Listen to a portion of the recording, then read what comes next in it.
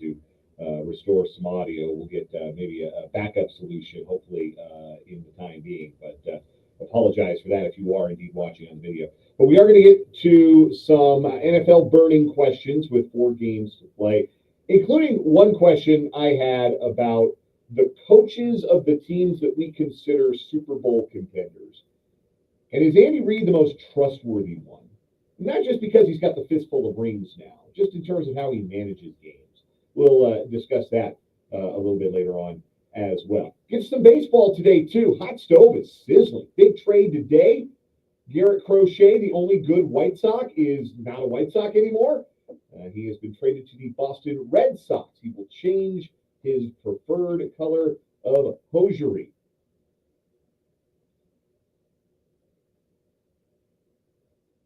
We will discuss that. And we will also get around to maybe some ideas I had for the Royals and what they might be able to accomplish. Players that might be available via trade that they need to be calling on. I threw out a couple of names, I should say, last week, and well, I got a couple of more. Let's just say that. So the hot stove sizzling, like I said, the Garrett Crochet trade happened today. Max Free got a big bag last night, so hopefully we'll be able to get to that on the show today. And also, we have to talk about this Bill Belichick thing because is this really going to happen? Like, is 72-year-old Bill Belichick really going to coach a college program? Is that really what he wants to do? I don't think it is. I think this is the leverage play to end all leverage plays from Bill Belichick right now. Because people keep saying, oh, it's done. Oh, it's done. Oh, it's about to be done. And the NFL people keep saying, yeah, there are some hurdles. Like Adam Schefter has said like twice in 2 days, oh, there are some hurdles that still need to be surmounted between Belichick and North Carolina. And I don't think that's a coincidence, says the NFL insider who keeps saying, yeah, it's not done. It's not done. It's not all the way done. So I have thoughts on that. I can't imagine that this is actually going to happen. I don't care. They could hold the press conference, and Bill Belichick could stand there in a Carolina blue hoodie with the sleeves cut off, and I still wouldn't believe he's actually going to make it to campus in Chapel Hill. Wouldn't believe it. So definitely need to discuss that. We've got a full batch of 580 Sports Talk headlines. We've got What Is Wrong With You? We'll play a little round of One Gotta Go. All of that, plus your interaction with the show today. Hit us up if you are watching on YouTube. We did get our audio issue fixed, so we're up and running on the YouTube stream. 580 Sports Talk is the YouTube channel. You can watch along with us and interact in the YouTube live chat with your fellow listeners, and we'd like to jump in there as we go along, interact in there. See both Marks, Mark H, Mark B are in. Vance is in today already as well. So appreciate you guys and look forward to welcoming more folks watching on the YouTube stream today. You can also comment on Facebook, WIBW News. We've been having some issues on our end with the text line. It's not an in-building problem that we can fix. It's a provider issue that we are dealing with right now. So instead of texting the show, if you want to email the show, I'm going to let you do that. Email the show. Dan at WIBWradio.com. You can email the program if you'd like. Dan at WIBWradio.com. It's a good email. We'll read it. Dan at WIBWradio.com. But I wanted to start today with the Chiefs and something that I have found strange about each of the last 2 games for the Chiefs, particularly in the context of the return of Isaiah Pacheco to the Chiefs lineup in that Black Friday game against the Raiders. And then the increase in the snap load for Pacheco in the Sunday night game against the Chargers. Running back 1 is back. And with much credit and appreciation to Kareem Hunt and how he filled in following the injury to Pacheco all the way back in week 2, Isaiah Pacheco is a better football player. It's got a little bit more explosiveness, a little bit more burst, ability to hit some big plays in the running game that Kareem Hunt just doesn't quite have at this stage of his career. It certainly felt like the return of Isaiah Pacheco was going to, one, bolster the Chiefs' rushing attack, but two, at the very least, keep it as significant a part of the offense as it had been throughout the season, and maybe even encourage Andy Reid to lean on it more heavily with the issues that the Chiefs had been having in pass protection leading up to the Black Friday contest against Max Crosby and the Raiders. Instead, we've seen the opposite happen. In the last 2 weeks, the running game has been abandoned by the Chiefs for large swaths of the game. Large swaths of the game. You go back to the Vegas game, the Chiefs threw the ball 46 times in that game. A game, I remind you, they won 19-17. So it's not unusual for the Chiefs or any team to throw the ball 46 times and run the ball only 16 times, like if you're playing catch-up. And to an extent, the Chiefs did have to play catch-up. They fell behind early in the fourth quarter. But 46 passes and only 16 rushes in that game. When the Chiefs had a 10-point lead late in the third quarter and possession, they were up 13-3. They had just given up a field goal. 6-play drive with no running plays called. And that was after, on the opening drive of the second half, Isaiah Pacheco had burst for a 34-yard run that set up a field goal. That made it, I guess it was 16-3. I think it was 16-3 at the time. And on the drive after the Chiefs fell behind early in the fourth quarter, it was a 12-play drive. None of them were designed runs. They're down by a point with a whole quarter to play, and they dropped Patrick Mahomes back 12 times in 12 plays. Now, Mahomes did run the ball once for 5 yards on that drive, but the Chiefs acted in the second half of that game like they were down 2 scores and went away from the running game. And at the time, I watched that and kind of thought, well, maybe the Chiefs just kind of panicked, play calling wise. Maybe they panicked falling behind the way that they did. And Las Vegas had done a pretty good job against the Chiefs running game. They had limited the success other than that long Pacheco run. They had done a good job against the run in the first half. So I chalked it up to that. I chalked it up to those two things. One, maybe too much respect given to the Raiders' rush defense. And number two, maybe a little bit of frustration and panic in the play calling in that fourth quarter when they fell behind briefly before they regained the lead on what ended up being the game-winning field goal. And so I didn't really hammer on it last week because I understood to a certain extent. But then against the Chargers, after the opening drive of the game, I think Pacheco, I know they ran the ball the first 3 plays of the game, and I think Pacheco ended up carrying the ball 4 or 5 times on the opening drive of the game for the Chiefs. They went down, they got the field goal. Bosa had the third down sack, the coverage sack, and Chiefs had to kick a field goal. After the opening drive of the game, the Chiefs ran 31 plays the rest of the first half. 3 of them, 3 of 31, were designed running plays. And while that's all happening, that, you'll recall, was the half where the Chargers were just teeing off on Patrick Mahomes. And you might say, well, they did have a 2-minute drill drive in there. Yeah, they did. The drive that ended in the touchdown to Hopkins. They called 2 of those 3 runs in their final 31 plays of the first half on that drive. They completely went away from the run in the first half of that game. And the Chargers pinned their ears back and battered Patrick Mahomes in that first half. And to me, it doesn't have anything to do with Pacheco because I think he looks spry. He got the vast majority of the snaps against the Chargers. You have to imagine that he feels close to being back to himself. So why not let Isaiah Pacheco be more of the offense moving forward? Because You know, one way you can make an edge rusher think twice, hesitate, quarter of a second, half of a second before they try and get around the edge and try and knock Mahomes' block off? The threat of the run.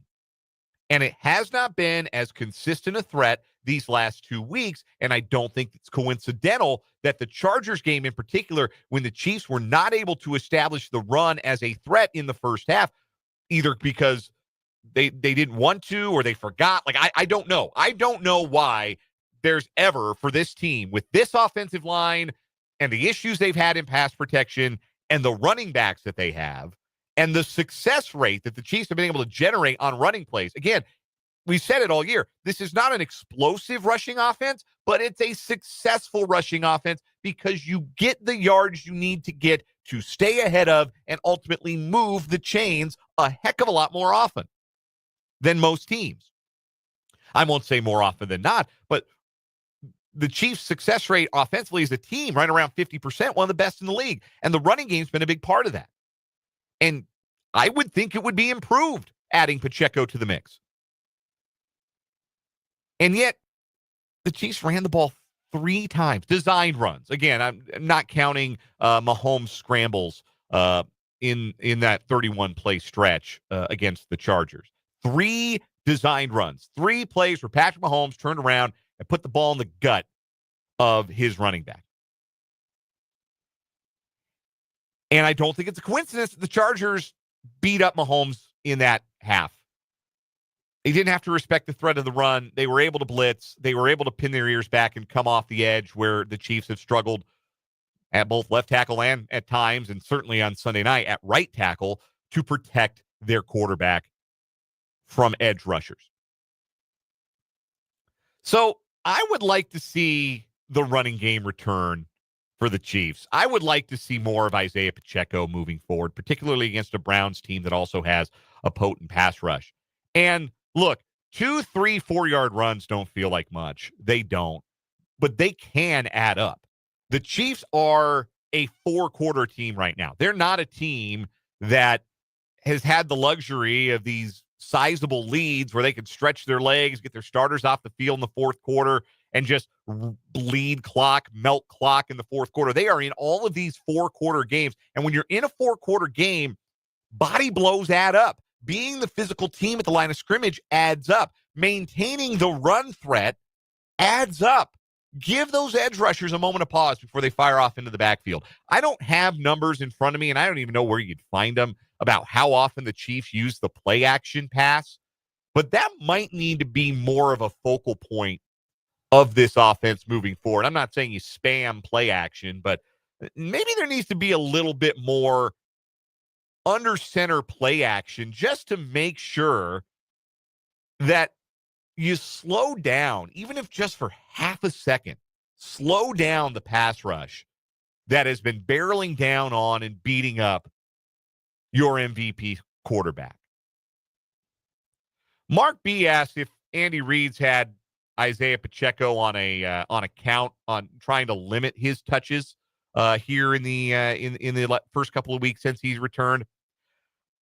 I feel like snap count is probably more telling for a player than how many touches they get in terms of how ready does a player feel to be back out there.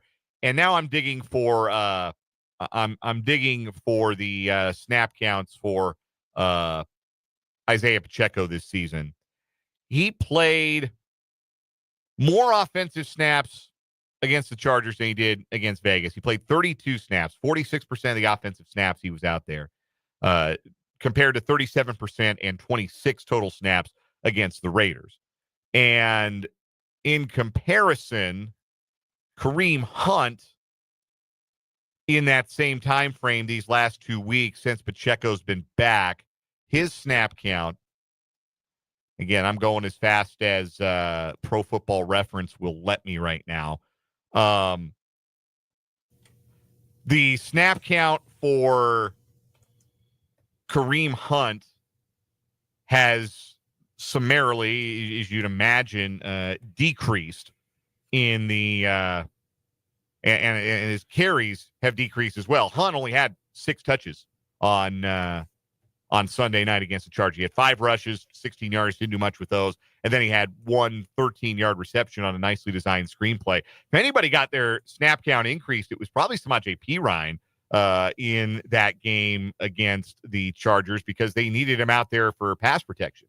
But he's been playing a steady 25 to 30% of the snaps. He was at 25% each of the last 2 weeks. So I think that Pacheco feels like he's ready to go. Pacheco feels like he looks like himself. And I wonder if they have been playing it a little slow with him. But if that's the case, then fine. Run it with Kareem Hunt. Run it with Samaje Perine. But don't forget about the run. That's the thing that's driven me crazy. Not so much how many carries Pacheco has gotten or not gotten. The issue is forgetting about the run, abandoning the run in portions of the game where the run can really benefit you. Like late in the game where you're just trying to put the Raiders away or go on a long drive to try and get the lead back. Or in the Charger game in the first half where your quarterback's getting decked snap after snap and you don't offer a viable run threat. You drop him back 28 out of 31 snaps. The defense at that point knows what's coming. And Mike Tirico and Chris Collinsworth talked about this in the game Sunday night. They said, well, if basically somewhere during the game, I can't remember exactly what portion it was, but pretty successful running the ball in the first drive. They should probably mix that in the rest of the game, and maybe they can continue to be successful.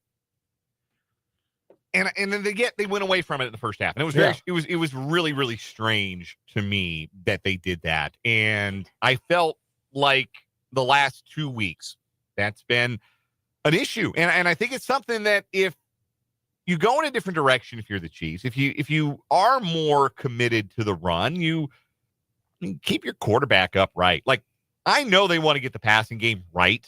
Like, they want to get it fixed. They want to get it figured out. Like, when I'm playing a video game and I want to make sure, like, I can throw the ball, like, I'm trying to work on my passing. Like, you do it in game, you look up, you've called too many pass plays. Yeah. And you look down and, oh, man, I'm not moving the ball. The defense kind of knows what's coming now.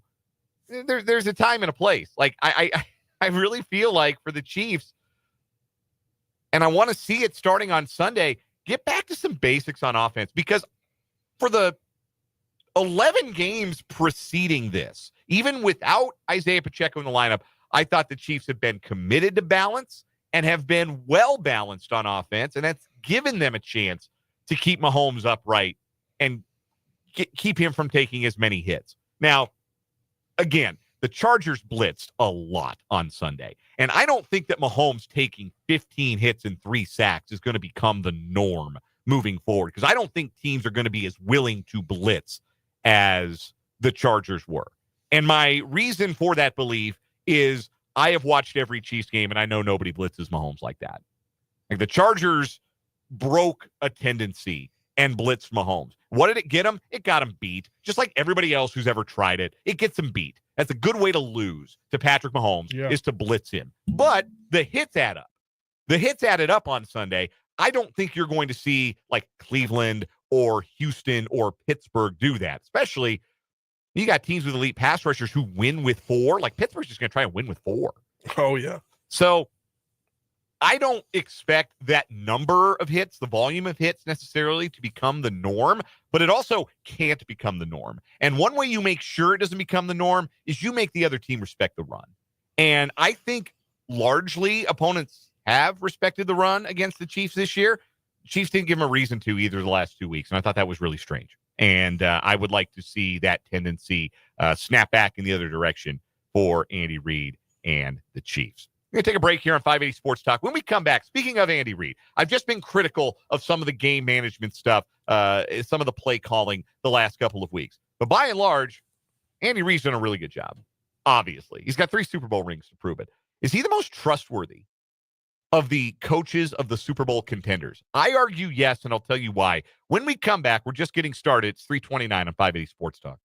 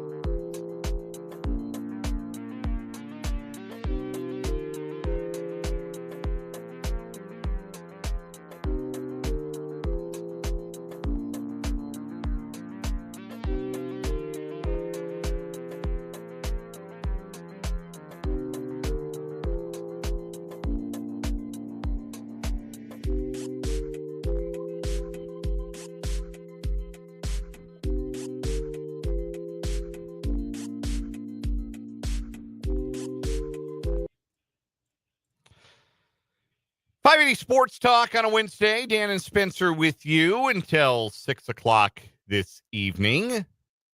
Lots to get to on the show today. Tim Fitzgerald will join us for the Wildcat Wrap-Up, bottom of the 4 o'clock hour. We'll answer some hot, scalding, burning NFL questions. We'll talk a little hot stove.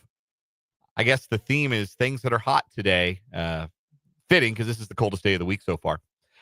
We have the Chiefs participation report just released. DJ Humphries officially listed as a DNP today, did not practice with his hamstring injury. He was seen by the media in the practice portion that was open to press, doing some stretching, getting some activity in, but stretching is not practicing. So did not practice, and the Chiefs have said he's going to take it day to day this week, and they'll see if he can make it to Sunday. Harrison Butker is on the list because his 21-day practice window has opened. The Chiefs getting prepared to activate their kicker from injured reserve. He was listed as limited today with a left knee injury.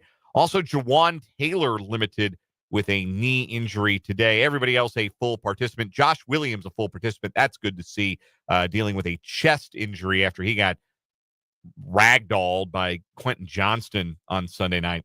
Charles Omenihu full with a knee. Trey Smith a full participant with an illness. So, not great to see 3 starting offensive linemen on the participation report. No. We'll see what it looks like if DJ Humphries can't go. I can't imagine they throw Wanya Morris back to the Wolves, but they might. They might decide that that continuity is better than the uncertainty of moving your left guard over to left tackle and saying, "Hey, deal with Myles Garrett." Yeah. I mean, it was reported this morning by a Kansas City sports talk host. Did you see that? That Humphries is expected to miss Sunday's game and be back for the Texans game, according to his sources. Okay. We'll like I said, we'll see. The Chiefs officially word from Andy Reid today was, "We'll see. We're taking it day to day." So he was a DNP today, but again, did get some work in. So they've not ruled him out for Sunday yet, but it is a day to day situation. I wanted to talk about Andy Reid. Speaking of, earlier this week, we were talking to our NFL insider, Matt Verderame, and we were talking about the Bills, and in particular, Sean McDermott. And McDermott really mismanaged the end of that Rams-Bills game on Sunday, calling a timeout he didn't need to call and then making it all but impossible for his team to get one more possession and come back and try and win that game.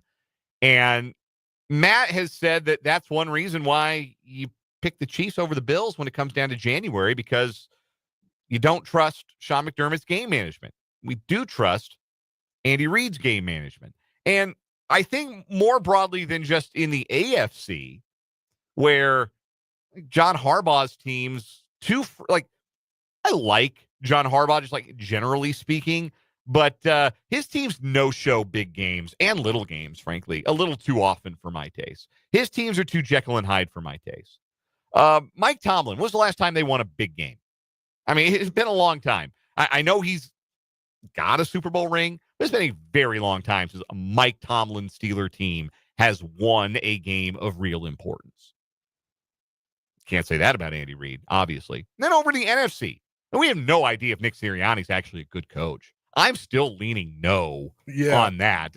They seem like, when we talk about the Bills having great vibes, the Eagles are the exact opposite. The Eagles are, 11-2, and their vibes are miserable. Hey, guys, especially this week. Yeah, got guys sniping at each other through the media. Brandon Graham going on a podcast and saying, "What's his show?" Yeah, his own podcast. Quick aside. If I'm a head coach, if I were a head coach in the National Football League or any professional league, I would have 2 rules. 1, no jerks. 2, no podcasts. Do not do your own podcast if you play for my team. You've got your whole rest of your career to go and be a media personality. I don't need you behind a microphone every week running your mouth trying to create content. Because here's the thing about this. Y'all think this is easy. Y'all think anybody can do this. And by y'all, I mean professional athletes. Because you look at people like me, pencil-necked, never played a game beyond the college level, and you think, well, hey, those guys can do it. I know ball. It's my whole life. Ball is life. I played this sport. I know what I'm talking about. I can do a podcast. I can throw together an hour of entertaining programming while still having a day job. I'm telling you right now, you can't. You can't. And Brandon Graham really can't. He's blowing up the spot of his teammates on his podcast. Look. Very bad look. So they've got bad vibes, and I still don't know that they're well coached. And I agreed with Matt Verderame on Monday when he said this. We were talking about how Detroit handled the end of that Green Bay game, where instead of taking the field goal on 4th and 1, they go for it and they get the yardage and they run the clock all the way down to the end and they make the field goal. And like it was defensible for sure the way Dan Campbell handled that. Their defense is really beat up. You couldn't count on getting another stop with time left. 4th and 1 is gettable with the way they run the ball. It was a defensible decision and it worked out. But here's the thing about riverboat gambler Dan Campbell. Everybody loves it when it works. And then you get to January and it doesn't. Just like last January when Dan Campbell took some risks in the NFC Championship game and they didn't work out and his team got beat. So when I size up the coaches of the bona fide Super Bowl contenders, Andy Reid, by far, I think is the most trustworthy in a big game scenario. The most trustworthy. And it's been a journey getting there. Because that's the thing now, is I don't think you can ever write off a head coach as being unable to improve game management, except Nathaniel Hackett.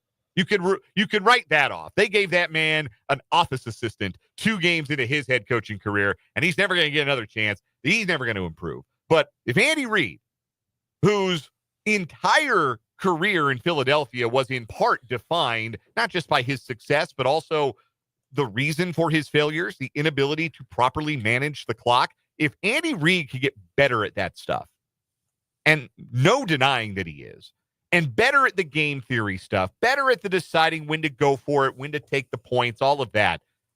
Andy Reid's better at it than he used to be, and I feel like he's also better at it than any of the coaches that might wind up facing the Chiefs in a meaningful playoff or Super Bowl game. Yeah. So I think that's another reason why even though the Chiefs are, eking out these victories the last few weeks, you got to feel good about them when you go to January. You got to feel really good about where you stand because you've got a head coaching advantage. Mark B agrees in the that he nails game situation tactics. That's a product of attention to detail year long. You do it for as long as Andy Reid has. You run into everything and you prepare for everything.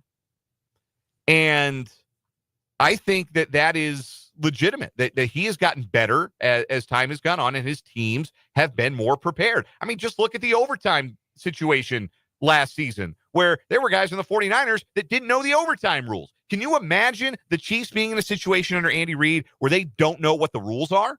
I can't. I mean, maybe Kadarius Toney not knowing what offsides is, but other than that, they're going to know the rules. They're going to be buttoned up, and they're going to make the right decision a lot more often than not. And I think that's a big advantage that the Chiefs have, and one that, again, things don't feel great maybe for the Chiefs right now because they're not winning as big as you would like. But when push comes to shove, Big Red's a big advantage for the Chiefs. We're going to step aside for a break. Some news from K-State men's basketball. Player kicked off the team today. We'll tell you about that next on 580 Sports Talk.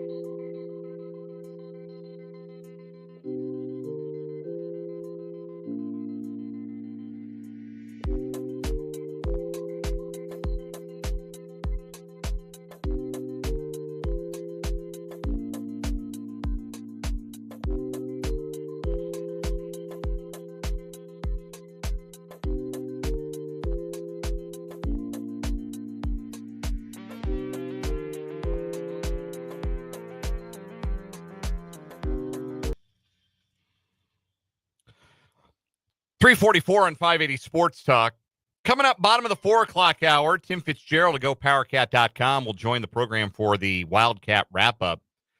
Be a good day to have him on because there was breaking news earlier today from the Kansas State men's basketball program. Achor has been dismissed from the team, or I guess is no longer with the team. Jeff Goodman of Field of 68 describing it as a dismissal from the team and suggesting that it is a conduct detrimental situation.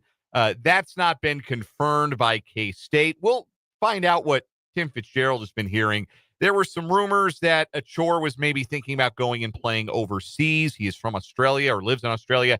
I know that he had been dealing with a family matter before the season began. That certainly may have impacted his season. The one thing is for certain is that Achor did not quite deliver what would have been expected from a guy who was a really good player last year for Samford and a high-value target in the transfer portal, a guy who scored 16 points a game with 6 rebounds a game and made 43.5% of his threes last year, had played just 7 games for K-State, averaged 7 points and nearly 3 rebounds, and was making just 33% of his threes. He only played 5 minutes against St. John's, left the game late first half, didn't return in the second half. Maybe there was something that happened there. Again, there's a lot of speculation, and hopefully Fitz will be able to hammer out what he and the GoPowerCat.com staff know about Achor. On the one hand, Achor is a talented player. 6'9", stretch big, can score inside, can score outside. Losing a talented player isn't good. Like, it's hard to spin that as being a good thing. Flip side is more minutes for guys like Buddy Rich, who I think when he's gotten opportunities has positively impacted K-State with his energy. And maybe with this roster for K-State right now, one fewer cook in the kitchen makes things a little easier for Jerome Tang to hammer out what his rotations, particularly in the front court, are going to look like. Because it does feel like there's been a lot of uncertainty. Who's going to get the minutes at the 4 and the 5, where Coleman Hawkins fits with that. Now they've had inconsistency, right? Like Achor wasn't there to start the season. Now he's gone. Ugo Anienso was dealing with the eye infection, that terrible eye infection that he had. So, those were guys you figure were going to play a lot, and they've been inconsistently available. That doesn't help you. That doesn't help a coaching staff when you've got essentially a brand new team and you don't have your full component of guys on a regular basis. It gets hard to figure out who your best guys and your best lineups, your best combinations are. Well, this is one less concern now, one less player to have to think about, okay, how do they fit? Now, I don't mean to say, well, that's, again, I'm not spinning this into being a good thing. I'm just saying it is a less complicating factor for a Kansas State team needs to straighten some things out because they're 6-3 and their next game's no picnic. They've got the Northwest Missouri State Bearcats. The Drake Bulldogs coming to Kansas City next Tuesday. So, no picnic. Drake's unbeaten. They're really good. If Kansas State does not play well, they will lose that game. And then they will be 6-4, and they will be adrift. But I do think that there is something to be said for the need for this team right now to figure out who their best guys are. And Achor had not performed like one of their best guys, and now he's not on the team. So that's the end of that saga. Again, we'll get more from Tim Fitzgerald on that. I did watch earlier today, and now I don't know when it was taped and what Jerome Tang maybe knew or didn't know about Achor's status with the team when it was taped, but there is a video from the Field of 68, the Every Pod a Wildcat podcast, and Jerome Tang was talking to Jareem Dowling. And it was just a conversation, coach to coach, not like super revealing. I wouldn't say they really peeled back all of the layers, so to speak, but I still thought there was some interesting comments from both coaches. Jareem Dowling used the word connected. and talking about the challenges of getting a group connected. And you see that with this Kansas State team, where when it's humming, it can look really good. Like the first 20 minutes offensively against St. John's, or the entire game against that overmatched Arkansas Pine Bluff team, or even the Longwood game out at the Paradise Jam. Like when it's cooking and the ball is popping and Doug McDaniel's knifing through the lane and making plays and guys are making shots, Brendan Hawson is making shots, like it can look really good. It just doesn't look that good for a consistent 40 minutes at a time. And that right now is where this program is struggling. And Jerome Tang himself said, I thought this was interesting, that he says, when you're a coach, the first thing you change is the effort. The second thing you change is personnel. The last thing you change is your scheme. And he said they're going to try and change some effort and then move to some personnel changes. And that makes me wonder what he knew about maybe losing a guy like a Chor at that time, and losing a guy or dismissing a guy, however you want to look at it. But again, I think it's revealing, and not in a good way, that you're still dealing 9 games in and you're still having to try and coax effort out of these guys. I think it's been better. I don't think, like I said on Monday's show, there's a difference between getting beat, getting punked. I don't think they got punked at St. John's. I just think they only had 20, 25 good minutes of basketball in them, and St. John's just played better than them in the second half. I thought they got punked by LSU at home. I think since then, the effort, the commitment, those kinds of things have been better for Kansas State. But again, the results are what the results are. And while Jerome Tang and his staff continue to say, we like these guys, we're getting better, we're going to figure things out, it might not be, and this is almost verbatim from Tang in the podcast, it might not be on on everyone outside the program's preferred timing, but they're going to get it right. They're going to have things click. They firmly believe, faith, they're pillars of this Kansas State program. And it sounds like they've still got that internal faith, even if maybe people outside the program are starting to lose that a little bit. We'll take a quick break, come back with One Gotta Go after this to wrap up the 3 o'clock hour, 580 Sports Talk.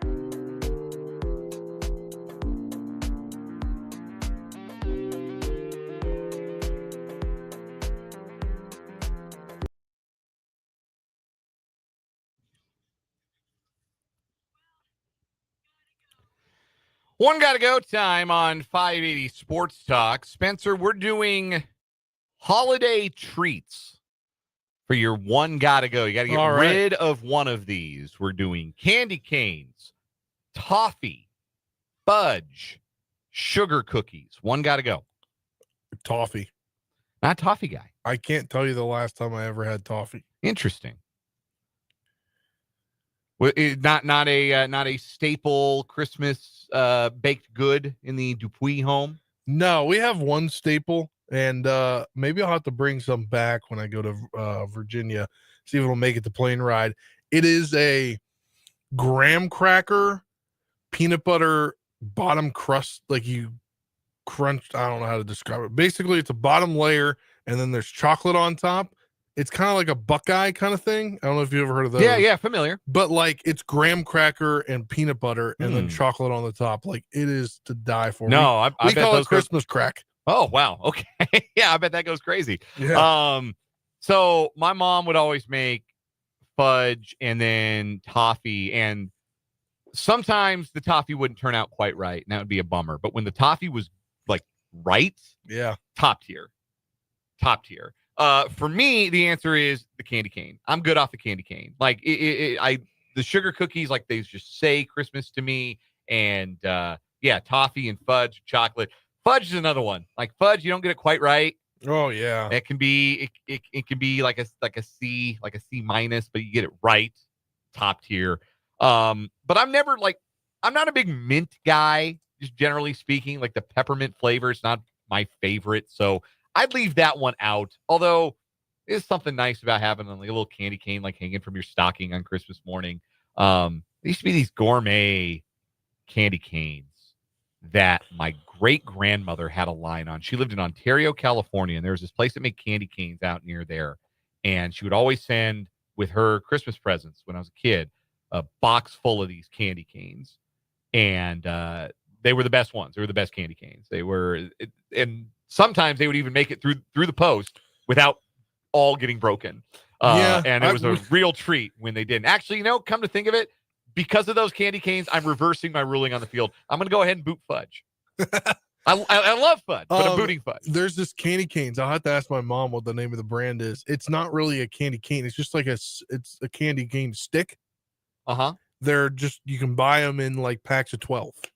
They are like to die for. They're just like during holiday season. It's like, it's a holiday season when you have one. It's true. Like those do really say Christmas. Yes. Nothing says Christmas quite like a candy cane. Coming up at the 4:00 hour of 580 Sports Talk, we'll have a round of What Is Wrong With You. We'll talk to Tim Fitzgerald to go powercat.com for our Wildcat Wrap-Up. But we'll start the hour with some big questions. 4 weeks to go in the NFL. Spencer and I are going to chew on some of the big lingering questions as we enter the season's home stretch. Stay with us for hour number 2 of 580 Sports Talk.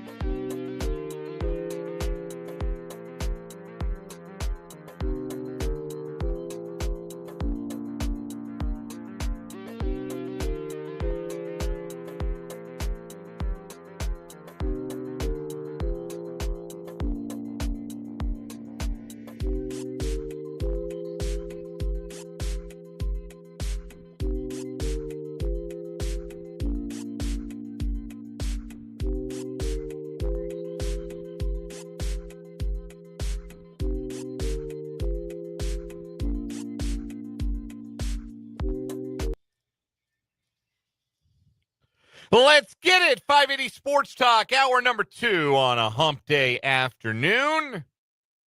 Dan Lucero, Spencer Dupuis running the two-man game this afternoon. Brendan Dworzinski's on paternity leave. We're so glad you're with us on 580 WIBW, FM 104.9, online at 580WIBW.com. And we are live in living color on our video stream. Check us out on YouTube. The channel is 580 Sports Talk. Subscribe to the YouTube channel today if you have not already. And you can also find us on Facebook. Watch us on our Facebook page, WIBW News. If you'd like to interact with the program today, jump on into the YouTube live chat. We are on, again, YouTube Live. 580 Sports Talk is the channel. There is a live chat feature as you watch along. You can jump in there, interact with your fellow listeners, and interact with your hosts throughout the program. Right now, we've been talking about regional Christmas foods. And, yeah, we really started something. There's people that were upset at me for dumping fudge and some toffee disrespect in the YouTube live chat. I cannot abide. Y'all haven't tried my mother's English toffee. It's really good. So appreciate those of you who are joining us there. We're having some provider issues with our text line of late. So if you want to interact but you're not watching on YouTube, you can email the show. I've decided. The old mailbag? The old mailbag. I'm not kidding. Send an email, dan@wibwradio.com. dan@wibwradio.com. And I'll read your text. Are you sure you want to do that? Yes. Don't we have an account linked to our YouTube that you could have thrown that in? Probably. I don't want to access that, though. Email me. What do I care? I got nothing to hide. I love how our last text in our broken text line just says, "The dream is over. Sorry, BD." Yes, that's how long it's been broken. That's how long our provider's been boning us on this. It happened during the last KU football game. Yeah. They're getting dog walked by Baylor, and somebody texted the show. Well, we were obviously not on the air on that Saturday afternoon. I wasn't even in the state. And they texted the show, and that was the last time we could receive a text. So email the program today. I'm not kidding. Dan@wibwradio.com. Send me an email. I'll read it on the radio if it's good. If it's mean, I won't read it, and I'll probably fire something back at you that you won't like. So let's not do that. Dan@wibwradio.com. Anyway, coming up this hour, Tim Fitzgerald's going to join us from GoPowerCat.com for the Wildcat Wrap-Up. We'll ask him what he knows about the news earlier today that Achor is no longer with the K-State men's basketball team, will not return to the team. Also get his thoughts on just where K-State men's basketball stands right now, and also where K-State football stands with the transfer portal open, with their signing class in the books, and with the Rate Bowl on deck for this year's Wildcat squad. We'll also have a new round of What Is Wrong With You and see if anyone can take down our current weekly winner, the woman with the golden gun. But first, big NFL questions, hot, scalding, burning questions that we need answers to. 4 weeks remaining in the NFL season. We're at week 15 this week. It officially starts tomorrow night. Who's the Thursday night game? Do you know off the top of your head? I do not. That's fine. Neither do I. It always sneaks I think up it's on me. It's an important one. It's Rams 49ers. Yeah, it's an important one.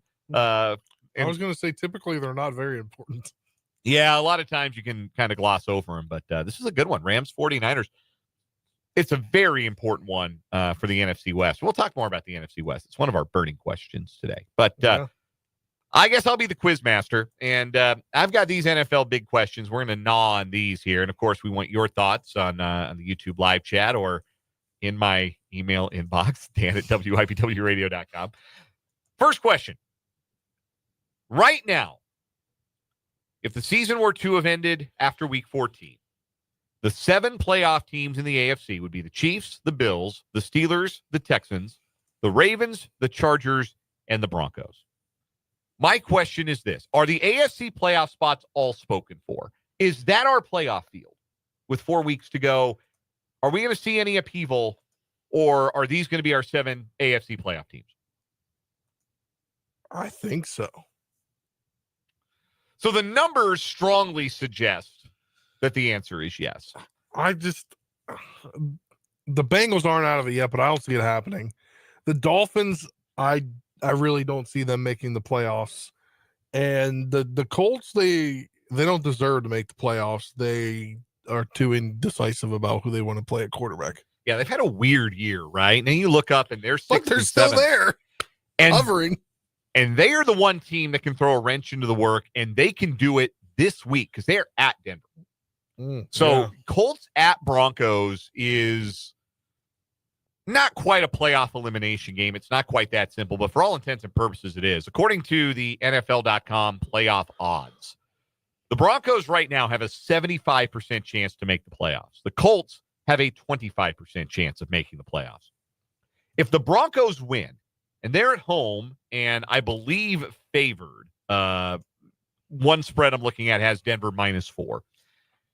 If the Broncos win, their playoff odds go to 91%, and the Colts drop to 6%. The Broncos lose. If the Colts go to Mile High Stadium and knock off the Broncos, then they have the identical playoff odds, those two teams, 51% for both teams. So not quite a dead coin flip, but really changes the state of play for one of those wild card spots down the stretch if the Colts can go to Denver and beat the Broncos. Now, I do not think that is going to happen. Colts are kind of beat up, and I don't love the thought of Anthony Richardson against that Broncos defense in Denver. I don't love that matchup for the Colts one bit. The Dolphins are interesting in this regard. If they win out, regardless of what anyone else does, just independently of any other result, if the Dolphins win their last 4 games, they would have a 91% chance of making the playoffs. Their last 4 games, they are at Houston on Sunday. They are home against the 49ers. Then they're at the Browns. Then they're at the Jets. So 3 of their last 4 are on the road, but they have won 4 of 5. They've been a completely different team since Tua Tagovailoa came back. They are a team that if they win out would be in really good shape to make the playoffs. But also that's 3 games in 4 on the road, and 2 of them are where? Cleveland and New York in December and January. Where they hate to play. Where they really hate to play. They are warm weather mammals, those Miami Dolphins. So I do think that the playoff field is set. I think that's the 7. I think it's going to be the Ravens are going to lose out to the Steelers in the North, but get a playoff berth. They have the Chargers and the Broncos. I think that's the field. I think it's set. I don't think the Colts are going to beat the Broncos. No. If the Colts lose on Sunday, their playoff odds drop to 3%. The Bengals right now are at 3% odds to make the playoffs. If they win on Sunday, when they take on the Titans, they should win. Yeah. That would increase their playoff odds a whopping 2%. Well, they would need so much help, right? Yeah, like they're in a spot. Like they need to win out, and then they need all the help in the world. Yeah, they're in a really bad place because of the teams they've lost to this year. So yeah. I have a question for you based off what we just discussed about the Dolphins. Let's hear it. So if they don't make the playoffs this year, they finish under 500. You figure they're at least going to have 9 losses because they can't play in the cold. Yeah, I kind of think it'll be 8-9 at best for the Dolphins. Do you think McDaniel is on the hot seat? So I like Mike McDaniel, like personally. I think he's probably, like, if I had to pick the NFL head coaches and rank them by who I think would be a good hang. Yes. Oh, yeah. Mike McDaniel's top 5 for me. Oh, for sure. Without thinking, and it might be higher than that. And I'm not just saying that because I know people he went to high school with, and they said he was a good hang. He'll be the first to tell you this. He had a bit of an alcohol problem much of his youth. Yep. So maybe some memories of people I know from back then are colored by that version of Mike McDaniel. But I do think that Mike McDaniel would be like genuinely a good hang, like an interesting guy who I like. But I do think that there is an obvious flaw for his teams as a head coach. And I've been saying it since last year, really. There's no plan B. They're either going to beat you one way or they're not going to beat you at all. And when it gets cold or when you get against really good competition, teams that can take away plan A, there's no plan B. Now, I don't think Miami's had a very good roster this year, and obviously the Tua injury was a big deal. I mean, Tua gets hurt right off the rip, right? He got hurt in the Buffalo game, right? Because he didn't play against Seattle. And you look at that stretch, Tua gets hurt against Buffalo. They lose that game. They lose to the Seahawks. They lose to the Titans. They beat the Patriots. That game was gross. They lose to the Colts. Then Tua comes back, and they lose by 1 to the Cardinals and by 3 at the Bills. If they'd have gotten one of those two games, those games that they lost by a combined 4 points, they'd really be in the thick of things because they've won 4 of their last 5. Again, it's not like they've beaten a murderer's row of teams. And when they went on the road to play the Packers on Thanksgiving night, it was a cold weather game, and what always happens to them in cold weather games happened to them. I don't know that his seat gets hot, but I do think that he might be encouraged to make some changes as far as like what you're doing personnel-wise. They got to get better on defense. They don't have enough playmakers on defense. They never had enough playmakers on defense, really, to be a real contender this year. Like I didn't pick them to go to the playoffs. The fact that we're still kind of talking about them in December, is, given everything they've been through, is a mild surprise to me. But I don't think he'd be on the hot seat to answer that question. It was a roundabout way of answering it. No, I don't. But they got to make something happen eventually. No, yeah, that's what I'm thinking. I'm like, Mark H in the YouTube comment says if the Bengals make the playoffs, they could make some noise. That is true. They are the one team, I can tell you this, they're the one team the Chiefs don't want to see in the playoffs because they're a bad matchup for the Chiefs. Here's the problem. The Bengals can't stop a soul. They can't stop anybody. And that's what's going to keep them out of the playoffs because they're going to have to win out, and they're not going to. Well, the problem is they have to win out, and like we just said, they have to have so much help. Yeah, they need a lot of help. Because if the Broncos or Chargers lose out, then I guess you get there maybe. But how do you find their path? Like, is there a path for them to make the playoffs? Who's got to lose out? It's got to be the Chargers or the Dolphins, right? Or the Broncos. Or that's what I meant. The Broncos. Yeah, I probably have to be one of them, I would think. Yeah. Yeah. So that's one question. Here's another question for you. Scalding hot, burning NFL questions. Is there a new best wide receiver in the NFL? Because I think for the last 2 years, the answer to that question has been Justin Jefferson. And I think the answer to the question this year is Jamar Chase. If you haven't seen what Jamar Chase has been up to lately, here are his last 4 games. 11 for 264 and 3 touchdowns against Baltimore. 7 for 75 and 2 touchdowns against the Chargers. 6 for 86 and a score against Pittsburgh. 14 for 177 and 2 scores against Dallas on Monday Night Football. He's also got a game with 10, 193 and 2, and 6, 118 and 2. Did that against your Commanders. For the season, Jamar Chase, 93 catches, 1,319 yards, and 15 touchdowns. The touchdown number is already a career high. The yards and receiving numbers are going to be career highs, provided he plays the rest of the season. He only needs 7 more catches to tie his previous career high. I don't know. Put him on a winning team. He's been on a winning team. This year they haven't been. Justin Jefferson's on a winning team this year. Give him credit for that. But if it feels like Justin Jefferson's numbers are down, even though he had a 2-touchdown game last week against Atlanta, they have been. I mean, his catches are down. Yeah, his catches are down. His yards per catch is right what it usually is. Touchdowns, he actually has more touchdowns this year than he did in his breakout. Or no, he's 1 fewer than he did in his breakout 2020 rookie season. I don't know. I think if I had to take a receiver right now, if I had to pick it, like if they gave out an NFL version of the Biletnikoff Award for the best wide receiver in football this year, Jamar Chase would be the pick. And I don't have to think too hard about that.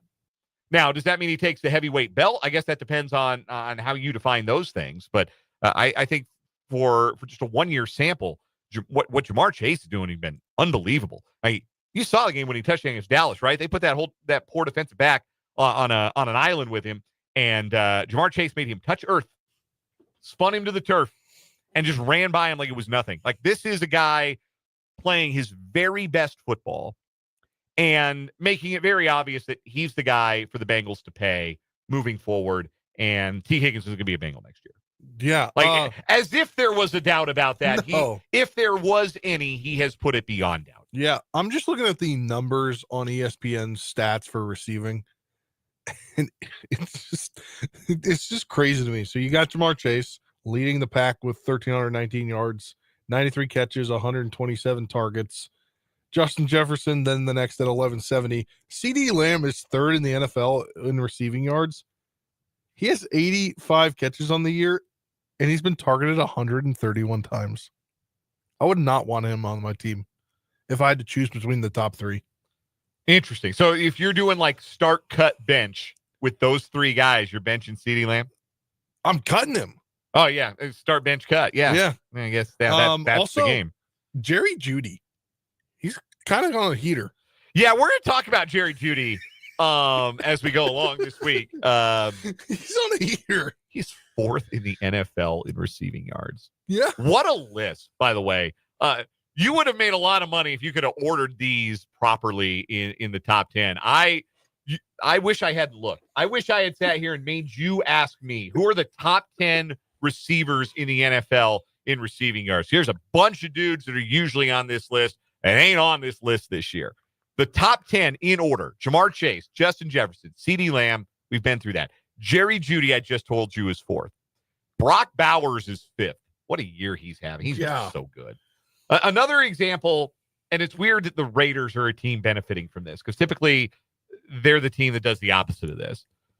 All the talk going into the draft, well, does he really help you? I mean, he's a tight end, kind of a luxury position. He had some injuries in college, and the Raiders just looked at him like, yo, you see all that cool stuff he did in college? Maybe he can do some of it in the pros. And he is.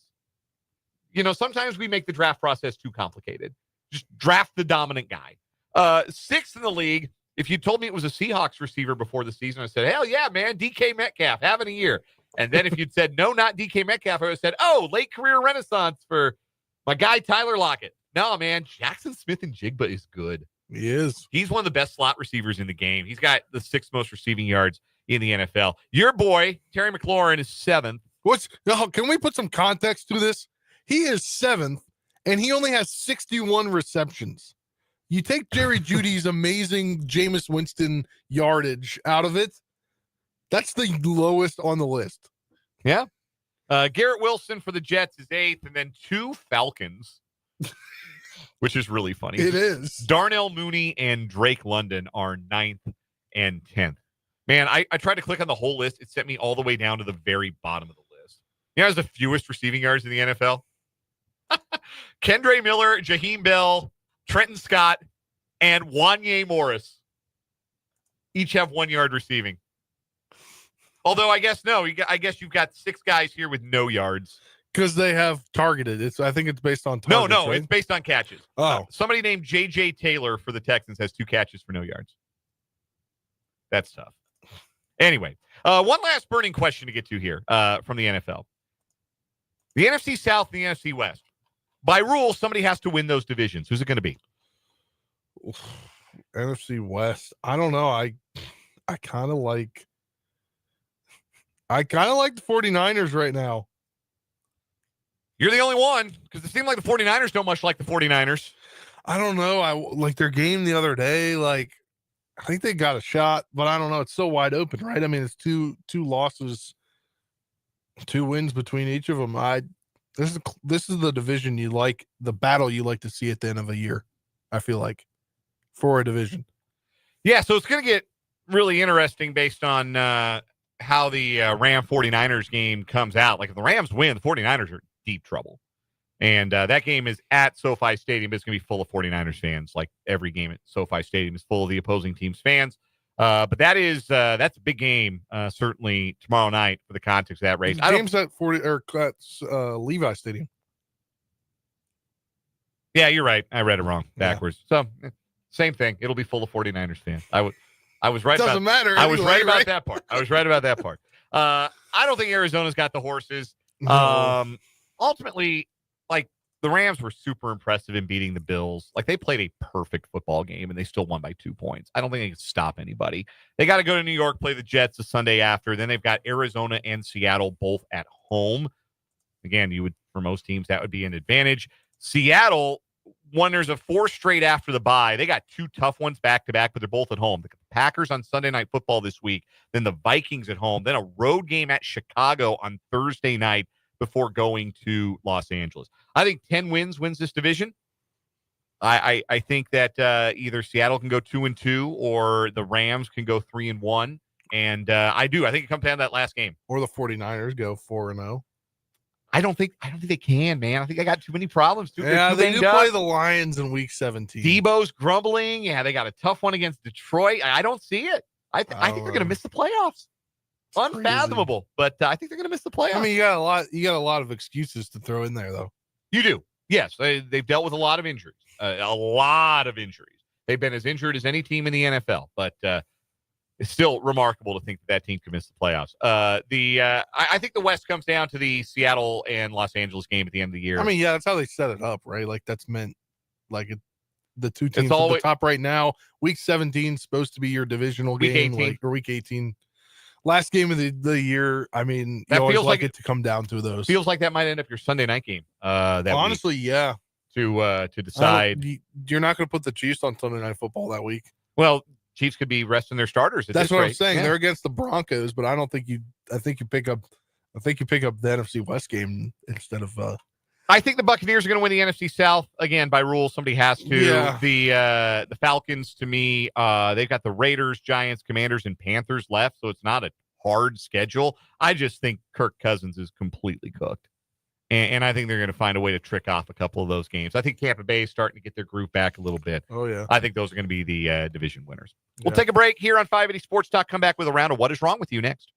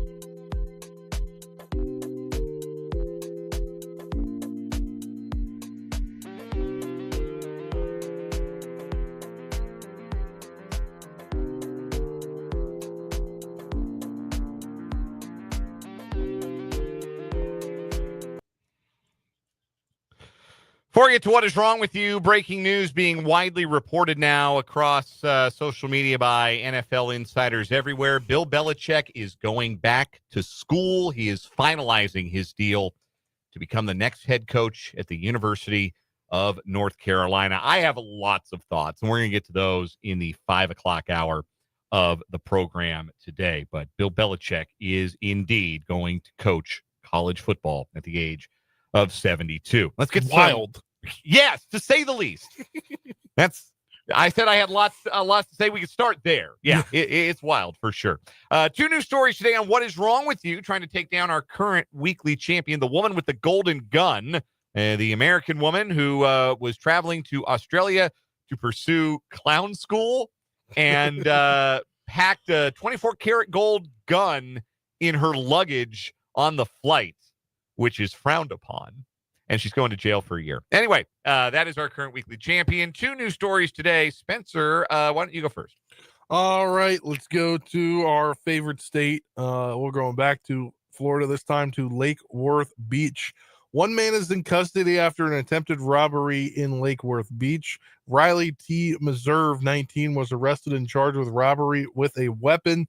According to the report from the Palm Beach County Sheriff's Office, on the night of November 14th, deputies responded to North C Street in Lake Worth Beach in reference to an armed robbery. According to the report, the victim met Meserve on the dating app Grindr and arranged to meet Meserve after chatting on the app for several days prior. We need some scare quotes around the term dating app when it comes to Grindr. That's not one you or I would be on. No. But I do know some people who are the kind of people who would be on that app. Yeah. And it's not really a dating app. Not really a dating app. No, that's really all we can say. Yeah. Ask around. Anyway, go ahead. The victim stated he picked up Meserve near an apartment building in the area of North A Street and 2nd Avenue. The victim added after picking up Meserve, they drove an alley near North B and North C Streets. At the point, Meserve demanded money from the victim and attempted to punch him. According to the victim, an unknown man then struck the victim with a stick he believed was a branch. Meserve and the second man fled the scene. Nothing was taken from the victim after initially being unsure about pressing charges. 2 days later, the victim expressed desire to prosecute Meserve. Meserve is being held in the Palm Beach County Jail on a $50,000 bond. That's really all you need to know about the app Grindr, is that the victim was a gentleman who picked up another gentleman and they drove to an alley. Yes. So that's what we're dealing with here. Anyway, my story today, we are going to Salt Lake City. I'm a big believer in, if you say you're going to do something, do it.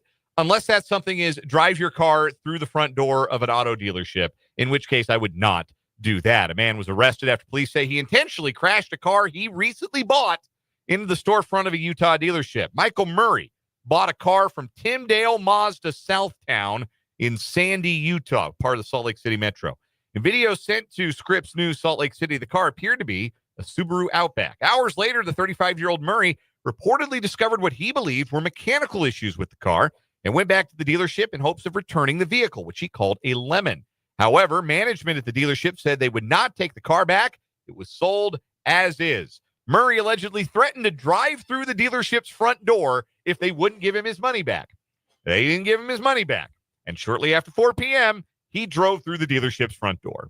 An arrest report said there were about 7 salesmen near the front door when Murray drove through, but nobody was injured during the incident, although the dealership suffered an estimated $10,000 in damages. Murray was booked into jail and faces charges of felony criminal mischief and reckless endangerment. The video for this is hilarious. I saw this and was kind of looking for a story, but I didn't really know what to look up. And then by the time I came in, I saw that you'd already picked it as a story.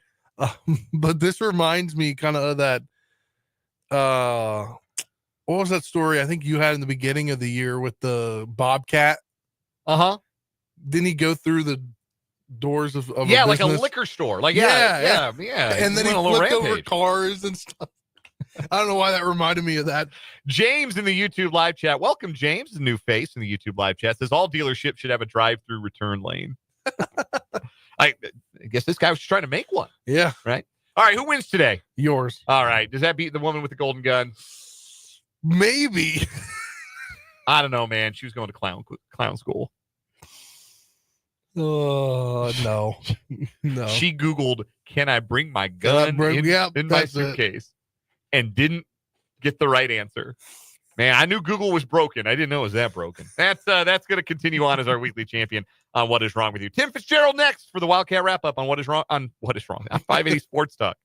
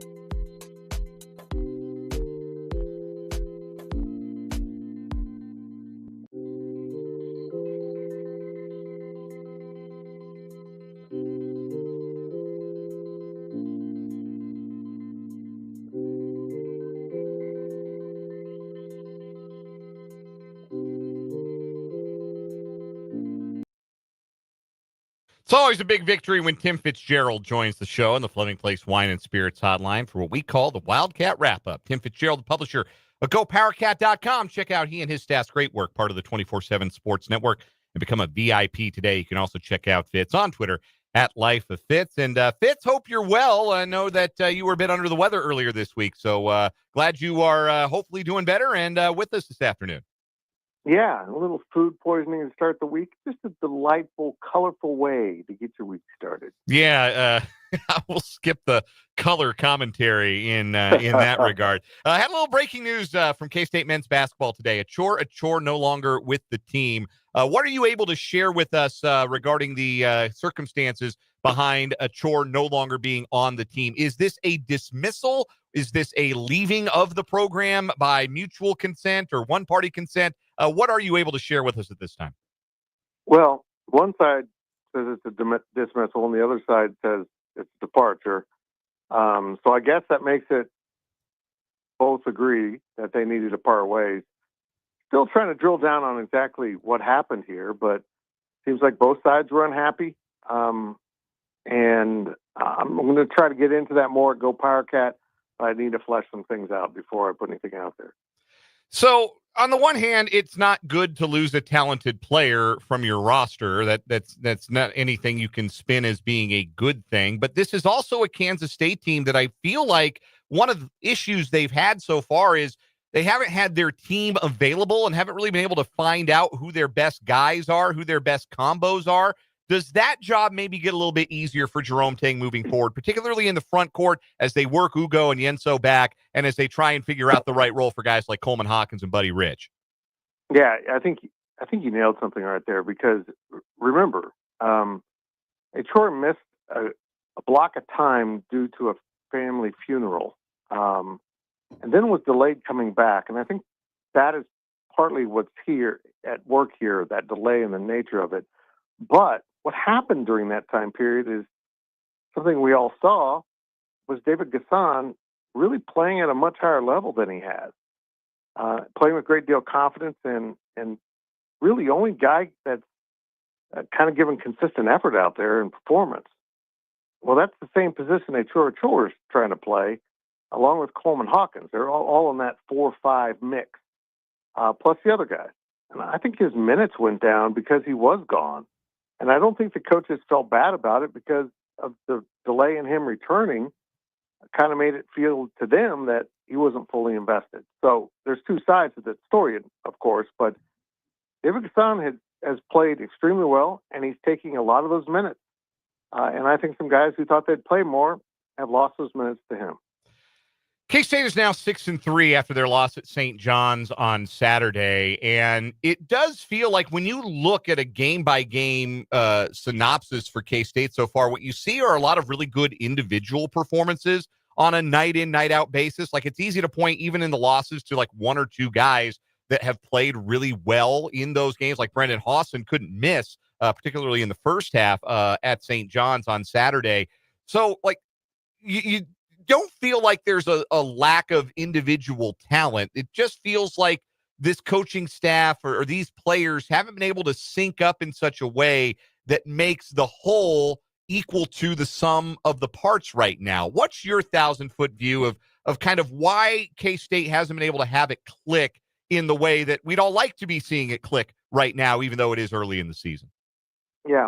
I think what was most disturbing about that is they did play so well in the first half. And in the second half, you saw really a lack of response from the players and the coaches. It was like we were just all watching this unfold and nothing was stopping it. The players seemed to just take it. And, there was a shot made that while Tang was trying to call a timeout, and they just quit calling the timeout. It was bewildering. And it summed up a lot of frustrations now for K-State fans leading into, bluntly put, could be two huge games for the future of this team this year and maybe the program. Yeah, they got a big one coming up on Tuesday night. Their game in Kansas City, taking on an unbeaten Drake team that already has some pretty impressive wins on their resume this season. And look, I hesitate to call any game in December must win, especially because every game really for K-State from here on out is a chance to add a quality win. And you get enough of those, you're going to go to the NCAA tournament. So they're not going to be lacking for chances to get impressive wins and bolster their resume from this point. But they lose to Drake. It does sort of feel like that could be a tipping point game, maybe a little bit, not just for this year's team, but as you put it, for sort of the perception of the direction of the program. Yeah. I remember when that game was announced as a Kansas City game, and folks from Kansas City were a little upset that it was a Valley team. Well, as it turns out, Drake's better than Kansas State with the first-year head coach and Ben McCollum, who was at Northwest Missouri State. So I think the optics of that, if you lose to them, makes it worse. It's like a force magnifier, so to speak. It's like, so you lost to a Valley team, and it's coached by a first-year coach who's at the first year at Division I. Yeah, that's an optics problem that will really push fans to the edge if they lose. Add to that, 4 days later, you go to Wichita State and play a Wichita State team that is maybe better than what we thought. You need to win them both. You absolutely need to win both of these. You split them, you're still in, hot water your fan base because they don't understand how you could possibly have this much talent at the expense that some donors paid and be producing these results. You lose both of them, and you're going to lose most of your fans for this season. You just will.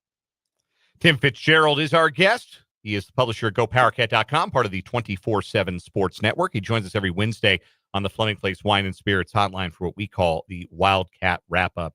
I want to pivot to football, Fitz, and I want to branch off of something you just said about the expense to some of the donors in building this basketball roster. We know that the NIL commitment to K-State basketball has really strengthened.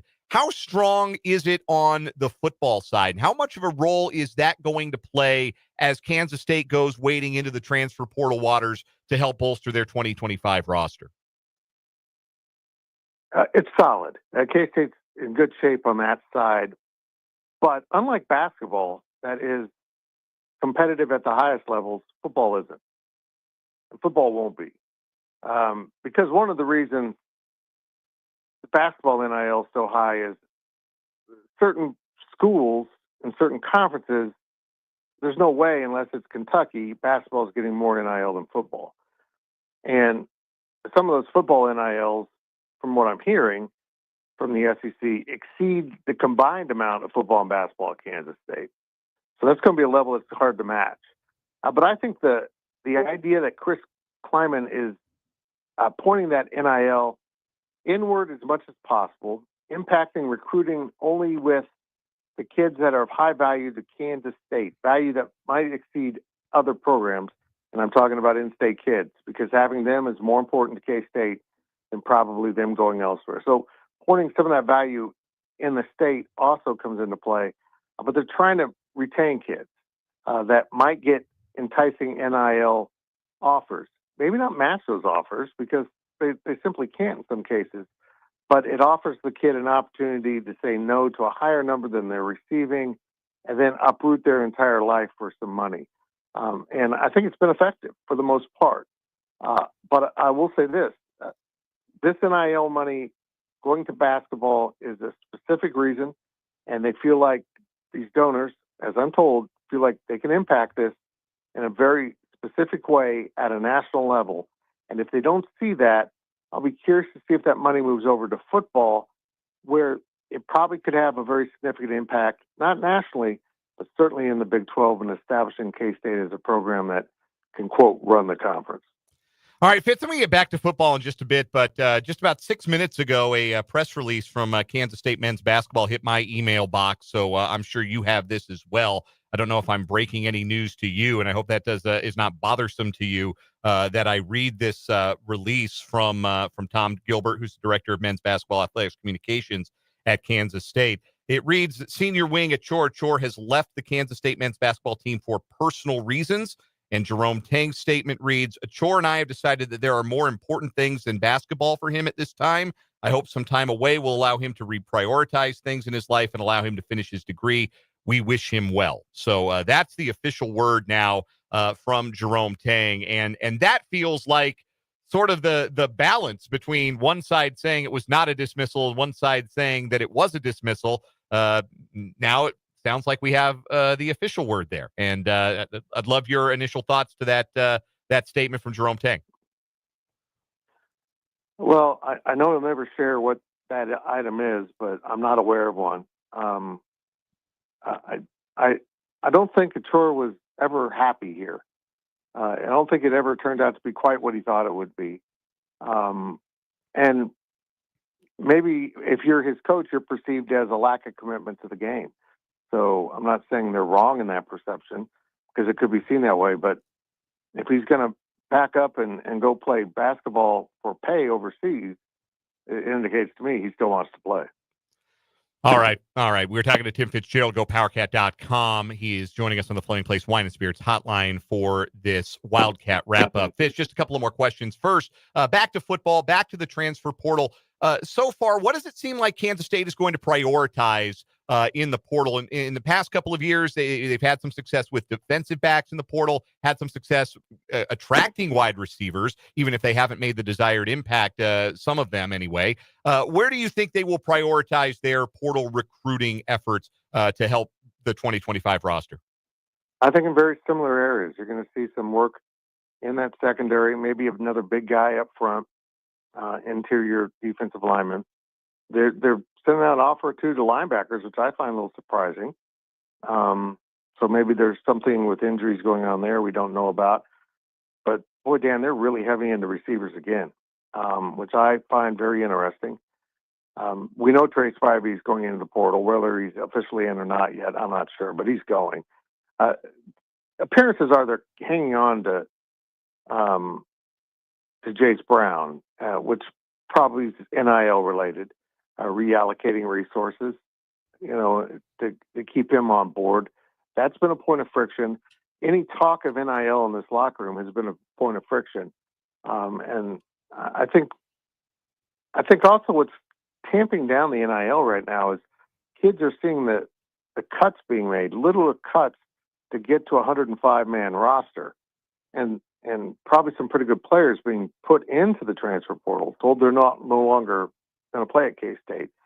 And I think it's a little alarming to them to realize that if their team's doing that, every team is low on spots and is trying to get to 105. There may not be as many opportunities to move, and some really good players are being moved into the portal because maybe they're not happy with NIL, and the staff said, then fine, you're gone. It's got turned into a business now, and we'll see how the coaches and players all take it. But it's become 100% a business transaction now. All right, last thing, Fitz. We got about 30 seconds here. K-State's going to the Rate Bowl to play Rutgers. It's the 5th time K-State has played in the copper/insight.com/insight/Buffalo Wild Wings/Cactus/Cheez-It/Rate Bowl. What is your favorite memory of K-State being in this particular bowl game? Oh, that's just a wonderful question, because I don't treat them as one game. I have a special memory from all of them. Oh, sure. Because they all feel so unique. Of course, the Copper Bowl was so significant in K-State history. The Insight Bowl was, I guess it was Insight.com Bowl the year K-State was there when they were 6-6 and went to a bowl. And that wasn't fun. It's a well-run bowl because it's part of the Fiesta Bowl. So the same Fiesta staff runs it. And we've had some interesting issues there. I think it was the Cactus Bowl when they told us after we traveled that we were prohibited to have a photographer there, which is bizarre. And they changed that rule because holy hell was raised. But it's not an intriguing matchup. It's in a place that fans have been to a lot. I honestly think it'll be one of the lowest attended bowls by K-Staters in school history, which is a shame because it's not necessarily a reflection on this team, but the disappointment of the way the season ended certainly will play a role in it. Tim Fitzgerald, publisher, GoPowerCat.com, joins us every Wednesday for the Wildcat Wrap-Up. Fitz, it's always a pleasure. We'll talk next week. Thank you. That is Tim Fitzgerald. We'll take a break, come back, wrap up this hour at 580 Sports Talk.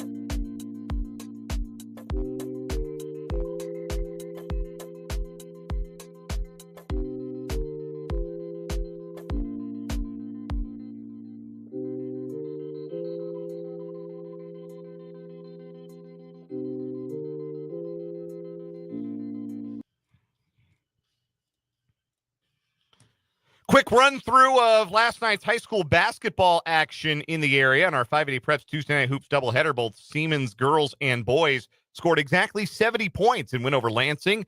Girls won 70-22, 17 points for Anna Becker. Boys were 20-point winners, 70-50. KB Bonner and Briar Finley combining for 49 points. Silver Lake swept Holton. Big night for Kaylin Haney for the number one Lady Eagles. 24 points for her. Dane Johnson and Brody Dieter combined for 50 for the Silver Lake boys in the win. Washburn Rural's girls and boys were winners in the first rounds of their respective tournaments, as were the Hayden girls in Emporia and the Highland Park boys out in the Kansas City metro area. And the Topeka High girls were winners in the first game of the Ron Slaymaker era, also at that DeSoto tournament. So Topeka High actually plays Washburn Rural in girls basketball later on in that tournament. Our Friday night game of the week will be Seaman at Topeka West. Coming up, 580 Sports Talk headlines, some hot stove, and North Carolina's really going to hire Bill Belichick. That's a real thing that's happening. We'll discuss it all in the final hour, 580 Sports Talk.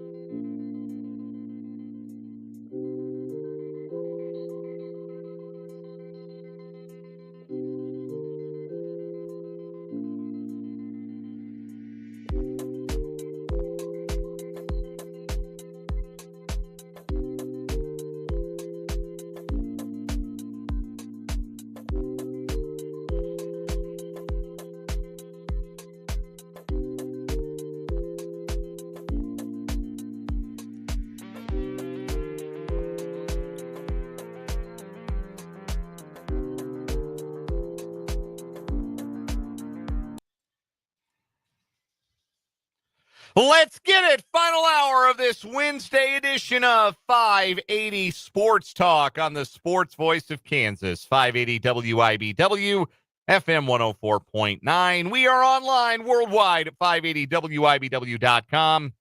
And you can see our smiling, beautiful faces on our video stream on YouTube. The channel is 580 Sports Talk. There's Spencer Dupuis smiling and waving into the camera. I wasn't really smiling. Kind of smiling. You can also watch us on Facebook, WIBW News. That is Spencer Dupuis. I am Dan Lucero. Brendan Dworzinski remains on paternity leave. We are so glad you're with us for this Wednesday show, hanging out with us in this 5 o'clock hour. Still plenty to get to after the first 2 hours today. Of course, if you missed anything, you're always welcome to, if you're watching on YouTube, just rewind. That's easy enough, right? You can always catch the archive, too, when we're done. All of our past shows are up on our YouTube channel, 580 Sports Talk. Or you can check us out audio only if looking at us is too painful for you, which I can understand. You can listen to us on our podcast. You go to our podcast page, 580WIBW.com. There's a podcast tab. Click on 580 Sports Talk. By the way, if you're over there, you click on the high school sports broadcast tab. Got all of our high school sports archive from the year, our football broadcasts, basketball broadcasts, all that good stuff. You can catch up on that over at our website, or you can subscribe to the 580 Sports Talk podcast on Spotify. That's right. We are on Spotify. You can listen to the podcast there, hour by hour breakdowns, just like on our website for free 99. Doesn't cost you a thing. Take us with you. Listen to us in your car. Listen to us while you're out walking the dog. But rate us and review us on Spotify. If you do listen over there to the podcast on the Spotify app, rate us and review us. Let us know that you're checking us out over there. I must clarify for the YouTube audience, JB asking, wait, all of the 580 Sports Talk shows? No, we don't go back to Ron Paradis, unfortunately. Who's Ron Paradis? Legend. He is a legend on these airwaves. Apologies for not knowing. That's all right. No, I had to learn who he was. I wasn't born with that knowledge. I had to learn who he was when I first walked through the hallowed gates of 580 WIBW. You know, Ron Paradis was a sports director here for a long time, here and on the TV station. So he was the voice of sports in this town for a very long time. Also, star Washburn Rural basketball player and played at K-State. So, quite a life. So he was back in the old station days. Yes, when they were in combined buildings. This is before you and I were alive. Yes. This goes back a ways. But yeah, Ron Paradis is a legend. So no, we don't go back that far. We were not streaming live on YouTube. We didn't start doing that. It was Halloween of 2022 when we started streaming all of our content on the 580 Sports Talk YouTube page. So if you want to go back and watch old episodes of Mic'd Up with Jake and Fulton from October to that show's untimely demise last summer, you can do that. I say untimely. It was like Fulton was ready to be done with Sports Talk Radio, and that's fine. Fulton's doing great, by the way. I hear from him every now and again. Fulton's he was just on. Yeah, we had him on a couple of months ago talking Royals. Yeah. I have to do that again. Hopefully, maybe the Royals make a big signing. If the Royals had signed Juan Soto, we would have had to get Fulton on. I think, you would have had to pull him away from teaching for like the whole day. He'd get you on the whole show. You could just have a Juan Soto the Royal show. Yeah, that would have been you're not kidding. That would have been an entire show. I would have worn the Victory Aviators for that one. For sure. But no, they don't have that kind of money though. No.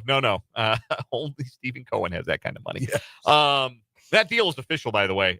Make that an informal start to our 580 Sports Talk headlines. That deal has been made official and now announced by the team. Juan Soto, a New York man, 15 years, $765 million. Still coming up this hour. We have to remove it from headlines and give it its own segment. I cannot believe Bill Belichick is going to coach college football at the age of 72. I don't think anybody can, because I can't. Bill Belichick is going to agree to a 3-year contract. It is being reported as a 3-year contract, $10 million a year to be the head coach at the University of North Carolina. Is that stuff in there about his son, the coach in waiting? Has that been just all not a rumor? Everything's a rumor until you see it in writing. Because that's a wild rumor. hey, hire me, but then my son has to be the head coach after I'm done. That's nonsense, is Yeah. what that is. I think Bill Belichick played himself. Okay, I have a theory that Bill Belichick has, in the parlance of our times, in the words of DJ Khaled, played himself. And I'm going to explain why I think Bill Belichick has played himself. And we will get there. There are other theories that are out there that make just as much sense as mine, but I like mine. So we're gonna do mine a little bit later on. Also, speaking of the Major League Baseball hot stove, I got a couple more ideas for the Royals that they ought to seriously consider pursuing as they try and get creative and add another bat to their lineup for the 2025 season. So that's all still to come. But first, let's do our 580 Sports Talk headline, shall we? And I want to start today with some great news for a couple of my favorite people to have covered in my time here in the capital city covering high school sports. The Kansas State High School Activities Association has announced their Hall of Fame class of 2025, and two of them are legendary names here in Shawnee County. Former Silver Lake coach C.J. Hamilton and former Seaman coach Steve Bushnell are being named to the 5-member Hall of Fame class of 2025. I'll read from their bios produced by the Kansas State High School Activities Association, because if I tried to sum up these two guys, I'd get lost. These are nice and succinct and well-written. The press release that I got from Jeremy Holiday over there at Acacia. Steve Bushnell, for nearly 2 decades, guided one of Kansas's most dominant baseball programs at Seaman High School, leading the Vikings to 18 state tournament appearances, 9 5A titles, and 4 runner-up finishes in 21 years, culminating a record of 401 wins and 103 losses, including a 42-9 record in the state tournament and 10 consecutive 20-win seasons for the Vikings. He was named National Coach of the Year in Division III by the American Baseball Coaches Association, High School Division III in 2018. He was also a middle school wrestling coach for 27 years and was the State Coach of the Year in 2012. 29 years an educator in the classroom before he became the AD at Seaman, where he served for 3 years before retiring in 2023. Great guy, Steve Bushnell, and obviously a very successful coach. C.J. Hamilton needs no introduction, but just in case, he maybe needs one for you, Spencer, because you didn't get to cover C.J. In his time at Silver Lake. But your first high school football game in the state of Kansas this season was at Silver Lake. It was. And what field were we at? C.J. Hamilton Field. And that had to give you an idea, right? You don't name a field after a guy who just kind of hangs around, right? Yeah. C.J. Hamilton is the all-time winningest football coach in the state of Kansas. 447 and 98 all-time. Retired after the end of the 2021 season after coaching and teaching at Silver Lake for 47 years. Began his coaching career with his alma mater in 1973 after a brief departure to coach at Washington, 77 and 1978. He returned in 1979 and led Silver Lake to the playoffs 40 times in 47 years. The Eagles won the Mid-East League title 39 times and reached 18 state championship games, including 7 in a row from 2002 to 2008 and 11 times in a 12-year stretch, capped off by a 2013 state championship, which was the 8th that the Eagles won under Hamilton. 18 state championship game appearances remain a record. He was also a state championship winning baseball coach at Silver Lake 3 times, 75, 77, and 82. Congratulations to both Steve Bushnell and C.J. Hamilton going into the Acacia Hall of Fame in the class of 2025, along with Beverly Heyer Burney from Grinnell, who still is the co-holder of the 1A 100-meter dash record that she set back in 1983. Also, Dave Hawley, who spent 42 years as the coach of the tennis programs at Wichita Collegiate and won a combined 59 team state championships. Is that any good? And Klaus, I'm going to get this name wrong, and I apologize. Klaus Kolmai from Wichita, recognized as Mr. Soccer for his role in getting high school soccer started as a sport in the state of Kansas. 13 years a coach, became an official for 26 years, and was the lead rules interpreter for the first 10 years of soccer being recognized as a Acacia-sanctioned sport. That is the Acacia Hall of Fame class. So deserving, C.J. Hamilton and Steve Bushnell, 2 of my favorites. Anyway, next headline. Yes. we go from a former NFL coach being named a college coach to a long rumored reunion for a college coach back at one particular now Big 12 school. This is per Pete Thamel of ESPN, and this has been widely speculated for weeks, or I guess week and a half since it was going to happen. But West Virginia is targeting Rich Rodriguez as the school's next head coach. A deal is working toward completion, but yet to be finalized. Obviously, he's been the head coach of Michigan and Arizona, which led the Pac to a Pac-12 title game.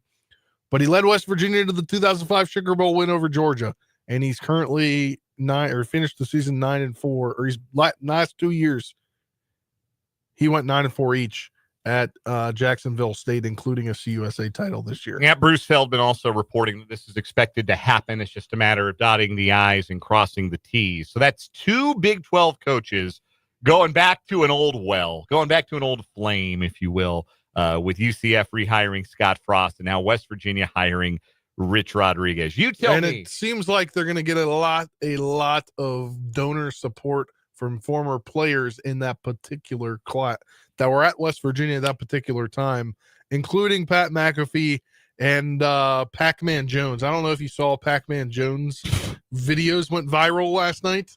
No. I have not kept up on Pac-Man Jones. I don't have a Google alert for Pac-Man Jones. He sure seemed like he had a few vegetables last night.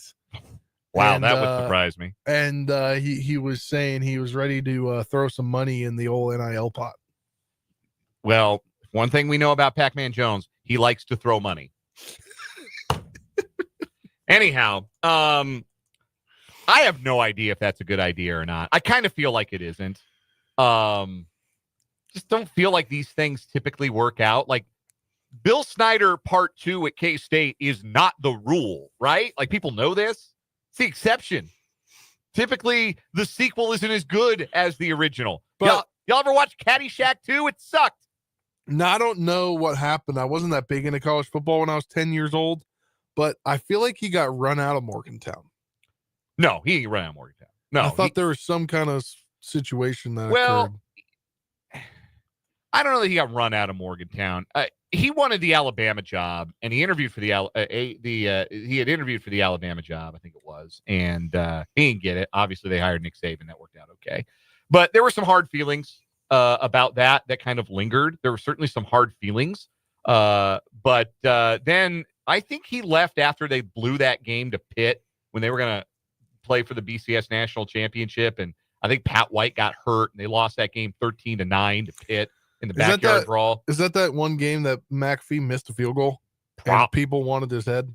Probably. I don't know. My knowledge of Pat McAfee's personal history is limited, but I do know this. When he left for Michigan, he never got a fair shake at Michigan. That was never going to work out. 3 years, not pleasant. Then Arizona wasn't great for him. Jacksonville State, though, kind of felt like he had found his level again. He was winning and the offense was cooking. Now he's going back to the Big 12. I don't know. I don't know what to make of it. I have a lot of doubt. Like, I'm sure there are some people, obviously some donors, and some ex-players that are very excited about this, but I've got a lot of doubts about how that's going to turn out. So this could be interesting because there are now 2 former coaches that were on that team, right? The 2005 team, head coach, defensive coordinator, or I guess linebackers coach, I guess at the time. Mm-hmm. Tony Gibson, both head coaching in the state of West Virginia now. So Rich Rod went 60-26 at West Virginia from 2001 to 2007. Yeah. Spencer, I know you were a young man at the time. 10 when he left. Remember what league they were in? They were in the Big East. They were in the Big East. That's no and longer let me tell you, or football. Let me give you an idea of the Big East. They ran the Big East. 05 to 07. They were awesome. They went 11-1, 11-2, 11-2. They were innovating. Like, you had not seen the likes of what Rich Rodriguez was doing offensively. The spread and shred, like it was basically new. I mean, I remember parts of it, but I don't remember. Like, I wasn't that big of a college football fan. I just remember like West Virginia was big when I was like 8, 9, 10 years old. Here's who else was in the league at the time in the Big East. Miami had left. You had Louisville, Rutgers, South Florida, Pitt, UConn, Cincinnati, and Syracuse. Louisville went 9-3. They were the closest competition in 2005. In 2007, the Big East finished with 2 teams ranked in the top 25. Like Cincinnati won 10 games. UConn and South Florida won 9 games. South Florida had that random year. 2007 was so weird. USF was the number 2 team in the country for a week. It was absolutely bonkers. That was strange. It was Matt Grothe was the quarterback's name. I had forgotten his name. Matt Grothe. God, what a fun college quarterback he was. Anyway, long story short, that league sucked. I know they went 16-21. They weren't playing anybody. Now you're in the Big 12. And now everybody's seen your offense and is running some variation of your offense. Like, the novelty has long worn off. If they think he's going to walk back into Morgantown and go 60-21 over the next 6 years, they are going to be sorely disappointed. I can tell you this. They are going to be disappointed. It's going to be nice to have him back, the spark reignited with the old flame, and then next year they go 6-6, and then what? Because that's kind of what West Virginia is. West Virginia is about as 6-6 a program as you can conceive right now. That is what they are.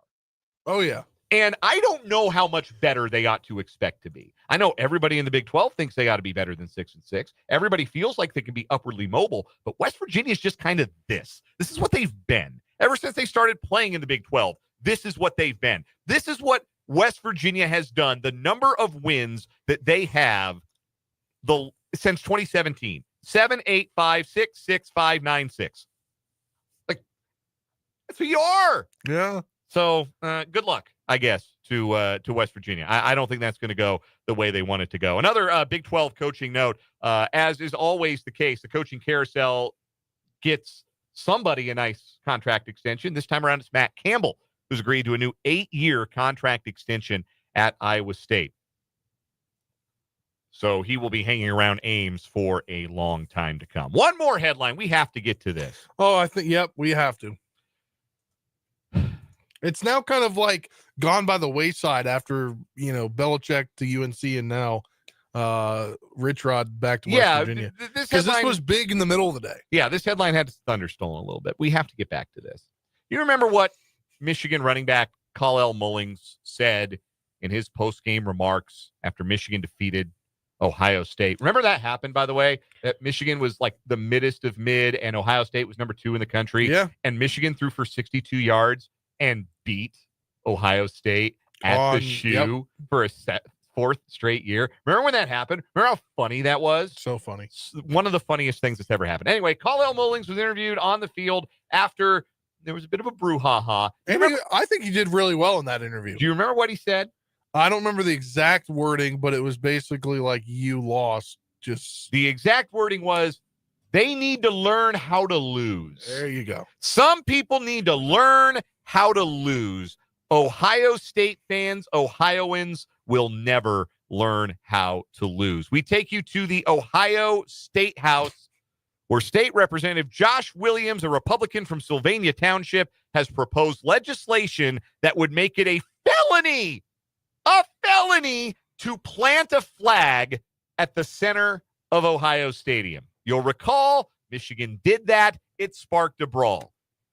I like how it's specific, too. It's not like you can't plant a flag at any stadium in the state at the Division I level. No, it is only Ohio Stadium. House Bill 700, the OHIO Sportsmanship Act, would prohibit planting a flagpole and flag in the center of the Ohio Stadium football field on the day of a college football game. Violation of the proposed law would result in a felony of the 5th degree. House Speaker Jason Stevens said the bill is, quote, not going to have time to get passed before the General Assembly wraps its session next week. All I'm going to say is this. Again, this is loser behavior. rewarding the behavior of the losers who tried to start a fight because they didn't win the game, and then they said, well, we're gonna fight to defend our turf. You had 60 minutes to defend your turf and you failed. Go shower all that loser smell off of you and think about what you did in your failures in being a loser instead of trying to start a fight afterward. Because you know what Texas did when they won at Michigan Stadium? Planted a flag right in the middle of the big house. And you know what didn't happen? A fight, because some people know how to lose. So that is my advice to Representative Williams and the entire state of Ohio. Learn how to lose. After all, it's been 4 years in a row you've lost to Michigan. Aren't you used to it by now? Yeah, the words that I have for this, a lot of them I can't say on the radio, or I would get fired and a big fine from the FCC. So let's just say loser. Could have been on What Is Wrong With You. Honestly, it could have. No, it really, really could have. We're going to take a break. When we come back, the big sports headline of the day is North Carolina hiring Bill Belichick as its new head coach. I have a theory on that I want to get to. But before we take a break, I want to say hello to my friends at Great Life here in Topeka. I went by the Western Hills location today. Their fitness center looks great. Lots of great equipment. The management staff over there couldn't have been nicer, and appreciated getting to speak with them a little bit earlier today. That's a 24/7 fitness center, by the way. So, maybe you've got some things occupying your time during normal hours, like, I don't know, raising a 6-month-old. Well, if you do have something like that, the 24/7 fitness center over there, one of 8 fitness centers, 5 golf courses that are part of your Great Life membership. The membership benefits are outstanding, and you should ask about the all-inclusive family memberships, especially if you're a golfer. It's a deal that you cannot miss, and it makes a great holiday gift, too. For more details, visit greatlifetopeka.com. When we come back, more 580 Sports Talk.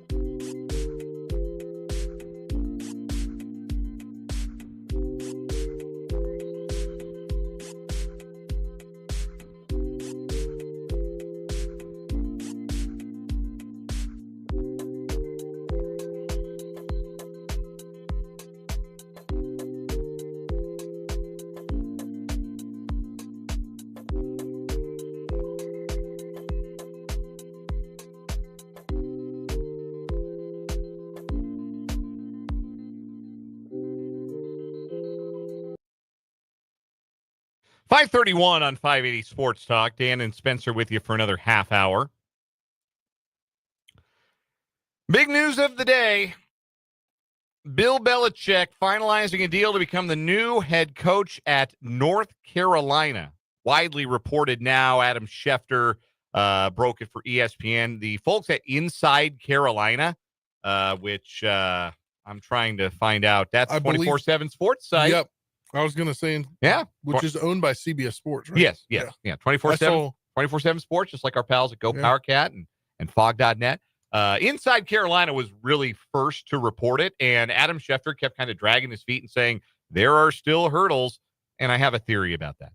But anyway, sounds like it's done. Sounds like it's going to be a 3-year deal for the 72-year-old. So that means that North Carolina fired the oldest Power 4 head coach, Mac Brown, a fossil at 73 years old, and then turned around and hired the oldest Power 4 head coach, 72 years old, Bill Belichick. I also want to mention that during his kind of exit press conference, Mac Brown basically said, I'm too old for this, essentially. The new way of college football, the NIL, the transfer portal. He said he's too old for it, essentially, is, one of the reasonings why all that kind of happened is he just was kind of done. Well, Bill Belichick doesn't know if he's too old for that or not because he's never done this. A 50-year coaching career. He's never been a head coach in college football. And I know there has been a lot of talk. Like he's on TV a lot these days, Bill Belichick. Clearly that wasn't feeding his soul. And saying things about I'm gonna run North Carolina like a NFL program. I'm gonna run. It's my Bill Belichick impersonation. I tell you what, his personality has really started to come out. Like, I didn't think I'd ever get to a point where I could listen to Bill Belichick, not be coach speak. I'm going to run. If I did take a college job, I would run it like if I did. That's what he said. He said the big word, if. I would run it like an NFL program. I would run it much like I ran an NFL team. So here's my theory. Okay. This is my theory. And it's the reason I think that Adam Schefter, who is the NFL reporter, of course, for ESPN, the NFL scoops guy, kept saying, there's still some hoops to jump through, or there's still some hurdles, still some differences between the two sides. And he was reporting that even after Inside Carolina earlier today said, no, this is done, this is happening. I don't think Bill Belichick really wants to do this. I don't. I think he's played himself. I think he has worked himself into a shoot. I think this and the timing of it was all about trying to find out if there are teams in the NFL, because we already have a couple of coaching vacancies, right? Like Jets are going to hire a new coach. The Bears are going to hire a new coach. There are going to be some other teams with some vacancies. I don't know if Brian Daboll survives with the Giants. Certainly Doug Peterson's going to be out in Jacksonville. McCarthy in Dallas is probably on the way out. Well, I don't know, because everybody was saying Bill Belichick to the Cowboys was there was a lot of that logical situation left on the table. I mean, who else? I don't know. There's always a surprise or two in the coaching carousel. Maybe Cincinnati fires Zach Taylor. I don't think so, but maybe that happens. Maybe Mike McDaniel gets the axe in Miami. There are going to be coaching vacancies, and even if teams haven't fired their coaches, teams kind of have an idea whether or not they're going to fire their coach at this point.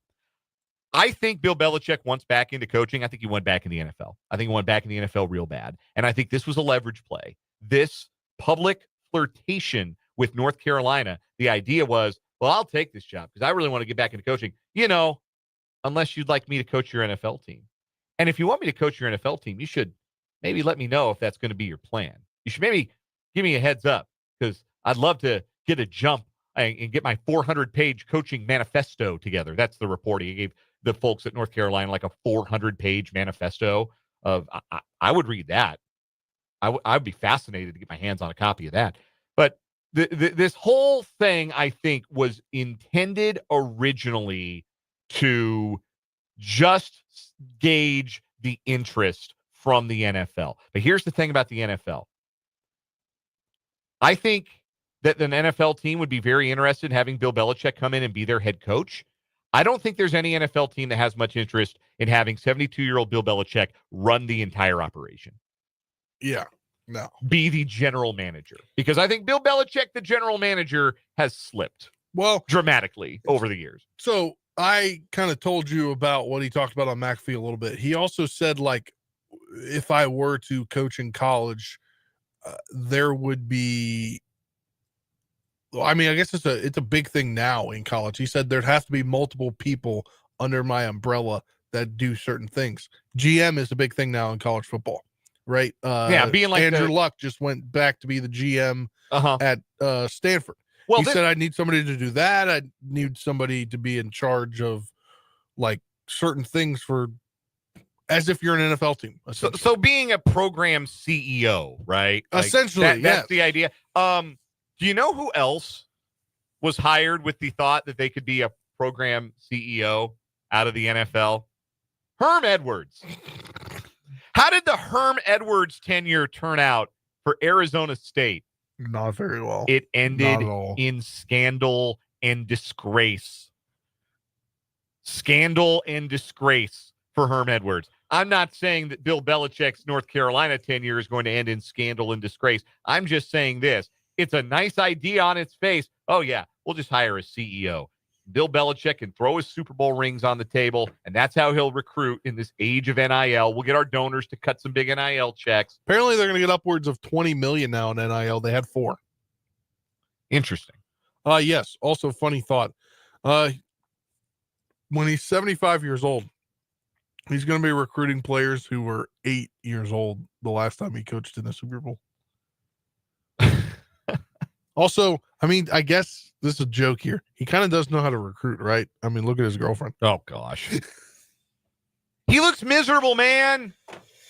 I do believe he wanted to coach again because he's out there in a Taylor Swift hoodie with his 25-year-old woman. Brother, you don't want to be out there. Like that famous Twitter thread. Once you out here, you're not going to be out here anymore. Love the wife of your youth. Bill Belichick. He looks miserable in those pictures with that woman. I don't think that's Bill Belichick's happy place, is cavorting on Nantucket with somebody 50 years younger than him. I think he wants to coach, but I don't think Bill Belichick can coach without buying the groceries, so to speak. I don't think he can do just the coaching. And I don't think there's an NFL team out there, not one of 32, that was willing to give Bill Belichick absolute power, which made college maybe a little bit more appealing to him if he was going to get back into the coaching game. But I think this was a flirtation, maybe like his girlfriend. I think this might have been a flirtation that's gone a little bit too far. And now Bill Belichick's got to go coach in college. Now Bill Belichick has to go to ACC Media Days and sit at a lectern at the Hilton Garden Inn in Charlotte, North Carolina, and take questions from 24/7 sports reporters asking him, Bill, could you just talk about your offensive line? Bill, could you talk about how you're going to do your defense? Bill loves those questions, by the way. Bill Belichick, he's going to love those talk about questions that the college sports media is going to feed him. Bill Belichick has to do that. Bill Belichick has to go coach in Charlottesville, Virginia, against the Virginia Cavaliers. Bill Belichick has to take heaps of abuse on the road from frat boys, not grown men who've been yelling things at him for so long he's probably able to tune it out. No, frat boys and sorority girls giving him the business as he walks to the sideline before the North Carolina State game. Bill Belichick has to consider name, image, and likeness and decide whether an 18-year-old kid or a 20-year-old transfer is worth X million dollars to his program. He's going to hate this. He is going to hate it so much. And I know that the idea... He also might have to travel across the country for a conference game. Yeah, he might have to go to Berkeley. Bill Belichick in Berkeley. I haven't seen the schedule. I don't know what the ACC schedule looks like next year. I just thought about their cross-country travel. Oh, please send Bill Belichick to Berkeley. I need that like I need air. I just think he's going to be miserable. I think he's going to be absolutely miserable doing this. It's not as though he's taking over a program with like a talent surplus. I don't see how he's going to build a talent surplus. Now, I think he can still, like, from a game planning perspective, I think he can still coach. I think he can especially still coach defense. I think North Carolina going to have a filthy defense. He's about to have to go week 2 next year to Charlotte and play or coach in front of like 12,000 fans. they play at Charlotte? Yes. Okay. Then they're home against Richmond of FCS lore. Man, I feel bad for the Richmond offense. They ain't seen nothing like a Bill Belichick team. Oh, we do. We have. They are going to Berkeley next year. Yes. Yes. I didn't see all yes. He is going to Berkeley. They got to go to UCF. He's coaching the Bounce House. That's a non-conference game. Yeah, their road games in conference are Berkeley, Raleigh, Syracuse, and Winston-Salem. Winston-Salem. He's going to hate this, man. He is going to hate this. It's not going to – I give it 2 years. I don't think he makes it to the end of the contract. No. Vance makes a good point in the YouTube live chat. I could hate a job for $10 million a year. Brother, I've hated jobs for way less than that. No, I don't see how this works. They're gonna play a ton of like 16 to 13 football games. It's just glowering on the sideline in a Carolina blue hoodie. I don't see how this makes sense. A ripped Carolina. Of course, yeah, sleeves cut off. Yeah. No, I think he played himself. I don't think he wants to actually do this. And good luck to the North Carolina Tar Heels. I think they're going to need it. We're going to take a break. Come back from Tar Heel blue, Carolina blue to Royal blue. Some hot stove thoughts next.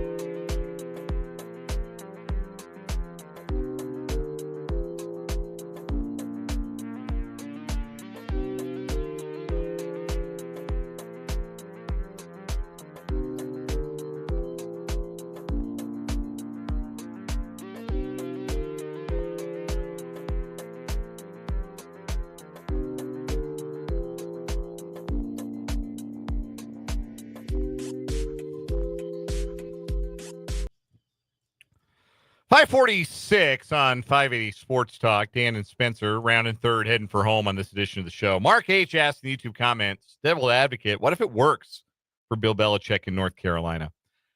Jason Kirk, college football writer, posted to Blue Sky earlier this afternoon that if Bill Belichick's goal as the coach is to show the NFL what they're missing out on, he's going to retire with a 3-7 record after being told what a trustee is. But if he's just there to be the gigantic nerd who's been obsessed since childhood with Rutgers long snappers and Navy fullbacks, build him a statue now. So I can never say her last name correctly, but do you know national college football writer Nicole, is it Auerbach? Auerbach, yeah. Auerbach. Yeah. She tweeted 12 months from now, Bill Belichick could be covered in mayonnaise. There we referring go. to the Duke's Mayo Bowl. That is the best case scenario. Bill Belichick's North Carolina team winning the Duke's Mayo Bowl. Bill, the Mayo bath, the post-game Mayo bath is tradition. I'm not doing that. You have to. I'm not doing the Mayo bath. You have to. You dunk. You can dunk Steve. Steve will do it. I'm not doing the Mayo bath. We're on to recruiting. No. That's the best case scenario. That's your answer, Mark H. What if it works? Bill Belichick takes a mayonnaise bath. Best case scenario. Hot stove sizzling across Major League Baseball. Big signing yesterday. Max Fried to the New York Yankees. 8 years, $218 million. I think he's a really good pitcher. I think he took a step back last year. I think that might be a bit of an overpay by the Yankees. But here's the thing about free agency. If you're reasonable about what it will take to get the free agent, you will never get the free agent. Just that's general rule in all of sports. If you're realistic and reasonable about the free agent, you'll never get the player. Also, big trade today. The history repeating itself. The Boston Red Sox acquiring in a trade a lanky left-handed strikeout artist from the Chicago White Sox. It didn't really work out for them in the Chris Sale deal. Maybe it will work out better with Garrett Crochet. He's headed to Boston in exchange for 4 prospects. I think it's a good bit of business for Boston. They really need to upgrade their roster. There's no excuse for Boston to not be a contender. They've got the money. They've got resources. They should be good every year. The Royals have been idle. There have been lots of talk lately about the Angels getting ready to trade Taylor Ward. And since the Royals have been tied to Taylor Ward since like June of last year, do wonder if that might be the bat that the Royals are looking to acquire. Like Ward's a good hitter, 10% above average in OPS for his career, had a 748 OPS last season, hit 25 home runs, a career high. Not a great defender, but somebody who can handle left field for you. And don't hate the idea of Taylor Ward. I was going to suggest Kyle Tucker. Kyle Tucker apparently is for sale. The Astros are looking to move their 3-time All-Star right fielder who has 2 years left before free agency. He's been an All-Star each of the last 3 years. He has a Gold Glove. He has a Silver Slugger. He had a monster year last year, but it was only half a season because of injuries, played in just 78 games. But then I read the report where the Astros, the Yankees are interested in Tucker, and the Astros are asking for the reigning American League Rookie of the Year, Luis Gil, in return. And I don't think the Royals can match that package. Like I would honestly say for the Royals, other than Bobby Witt Jr. and Jack Caglione, I would trade anybody for Kyle Tucker. Reagan's is a no, but like any young, cost-controlled talent, I would trade for Kyle Tucker if I were the Royals. But if that's where the bidding is starting, or the Astros want the bid to start, I don't think the Royals can realistically match that. A thought I had, because I know this player very well, because he has been the third baseman for the Colorado Rockies for the last 4 seasons. Ryan McMahon has 3 years and $42 million left on his contract, and has kind of carved out a lane over the last 4 years as a steady 3-ish win player at third base. He has been below league average offensively, 5% below league average according to OPS last year, which you would think that would be tough to do at Coors Field, but again, it weights your numbers based on your ballpark. He's consistently hit 20-plus home runs each of the last 4 seasons, right around 30 doubles. He's been a Gold Glove finalist. He was an All-Star for the first time last year. He's a left-handed bat, and he plays plus defense at third base. I think those are 2 things the Royals really need to narrow in on. 1, a left-handed bat. 2, somebody who helps their run prevention. Because I'm not sure realistically, Kyle Tucker would be the second best hitter on the Royals immediately, and arguably the best hitter. Like, you could argue that he could be a more productive hitter than Bobby Witt Jr. You could really argue that. Don't think the Royals can go and get that guy. Could they go get a complementary offensive piece? And Ryan McMahon would be that as a 20-homer guy at the hot corner who plays Gold Glove caliber defense and helps your run prevention, helps make your pitching staff stronger. That's the kind of phone call I would make. Yeah. I think 3 years and $44 million for the rest of his contract is fairly reasonable. Hell, you can always ask the Rockies to pick up some money. They're sure willing to do that. The morons. They might help defray some of that cost. McMahon turns 30. It's his age 30 season, but he's been like the same guy each of the last 4 years. He is what he is, and what he is a useful player. He's not a superstar, but he can bat fifth in your lineup. He'll take a walk. He'll hit the ball over the fence, and he'll hoover everything up at third. That's the kind of guy I think the Royals could get for a moderate prospect package. And maybe they're willing to trade like a Michael Massey at this point, because I'm wondering like where he fits. There's a report out there that both Massey and Jonathan India are willing to play left field. They can't both play second base. They got a rule against that. I don't think you can suit up two guys and have them both play second base. You are going to need somebody to play somewhere in a corner outfield spot. And if the Royals do go and acquire a bat, it's probably going to be another corner outfielder. And then you wonder, like, is there space for Michael Massey? I think there ought to be. I like Massey. Yeah. Good left-handed hitter. Like, I like Massey. Just hope injuries don't continue to riddle his career. That is the one concern. Is that a guy who you maybe use as a major league player to enhance a trade offer for somebody who really does juice your batting order? I don't know. He's already like your fourth best hitter, I think, if you're the Royals. You want to go get somebody with Massey attached who would be your second best hitter, like Kyle Tucker. Maybe Michael Massey's equal to Luis Heel. I don't know. I'd make that call. Like, I mean, and I assume if the Royals seriously made a call on Juan Soto, I assume they're doing their due diligence on everybody. We'll take one final break, come back, wrap up the show after this.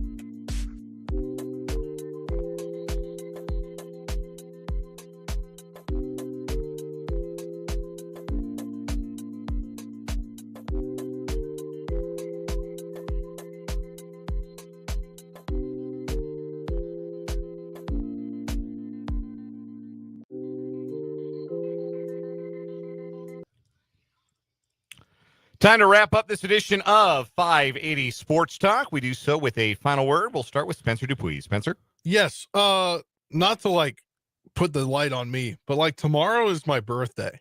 It's my 27th Hey. birthday. I don't know. It's maybe because this year I moved the furthest I've ever been away from home. It just doesn't feel significant. Like it just feels like tomorrow's another day. Like last year I was at home. The year before that I could go home within an hour and celebrate with my family. I don't know. It just feels weird. Like I just thought about it earlier today. I'm like, oh yeah, my birthday is tomorrow. You know, folks, if you're still listening to the program here as we wrap things up, if you're still on the YouTube live chat, let's make Spencer's Day special tomorrow, huh? That made me sad to hear, Spence. It's your birthday, man. We're going to celebrate you. On it just feels like I'm older now, so it doesn't feel like it's important. Like no, I understand what you're saying. Like, and I've been there. Like I've been there. I've been exactly where you are. Been the guy far from home who's not getting to celebrate with all of the people who are important in their life. No, I totally understand. That's why it's cool to be married, because my wife makes a big deal about birthday. And hopefully Olivia makes a big deal out of your day tomorrow too. Oh yeah. And if you're listening, Olivia, make a big deal out of the big guy's birthday, will you? we're gonna try to do it on 580 Sports Talk tomorrow. Final word for me is a quick one. Chiefs, run the dang ball. Get back to the running game. Don't abandon it for wide swaths of the game. I think you'll find it will help the passing game. It will certainly keep Patrick Mahomes' uniform a little cleaner. Lean on Isaiah Pacheco as he rounds into form. And I think that's going to really help the Chiefs offense starting on Sunday against the Browns. We got more 580 Sports Talk coming your way tomorrow from 3 to 6. Rick Peterson, Paul Meyerberg, and the voice of the Chiefs, Mitch Holtis, will join us. We hope you will too. For Spencer Dupuis, I'm Dan Lucero. This was 580 Sports Talk on 580 WIBW, the sports voice of Kansas. Have a great rest of your night, everybody.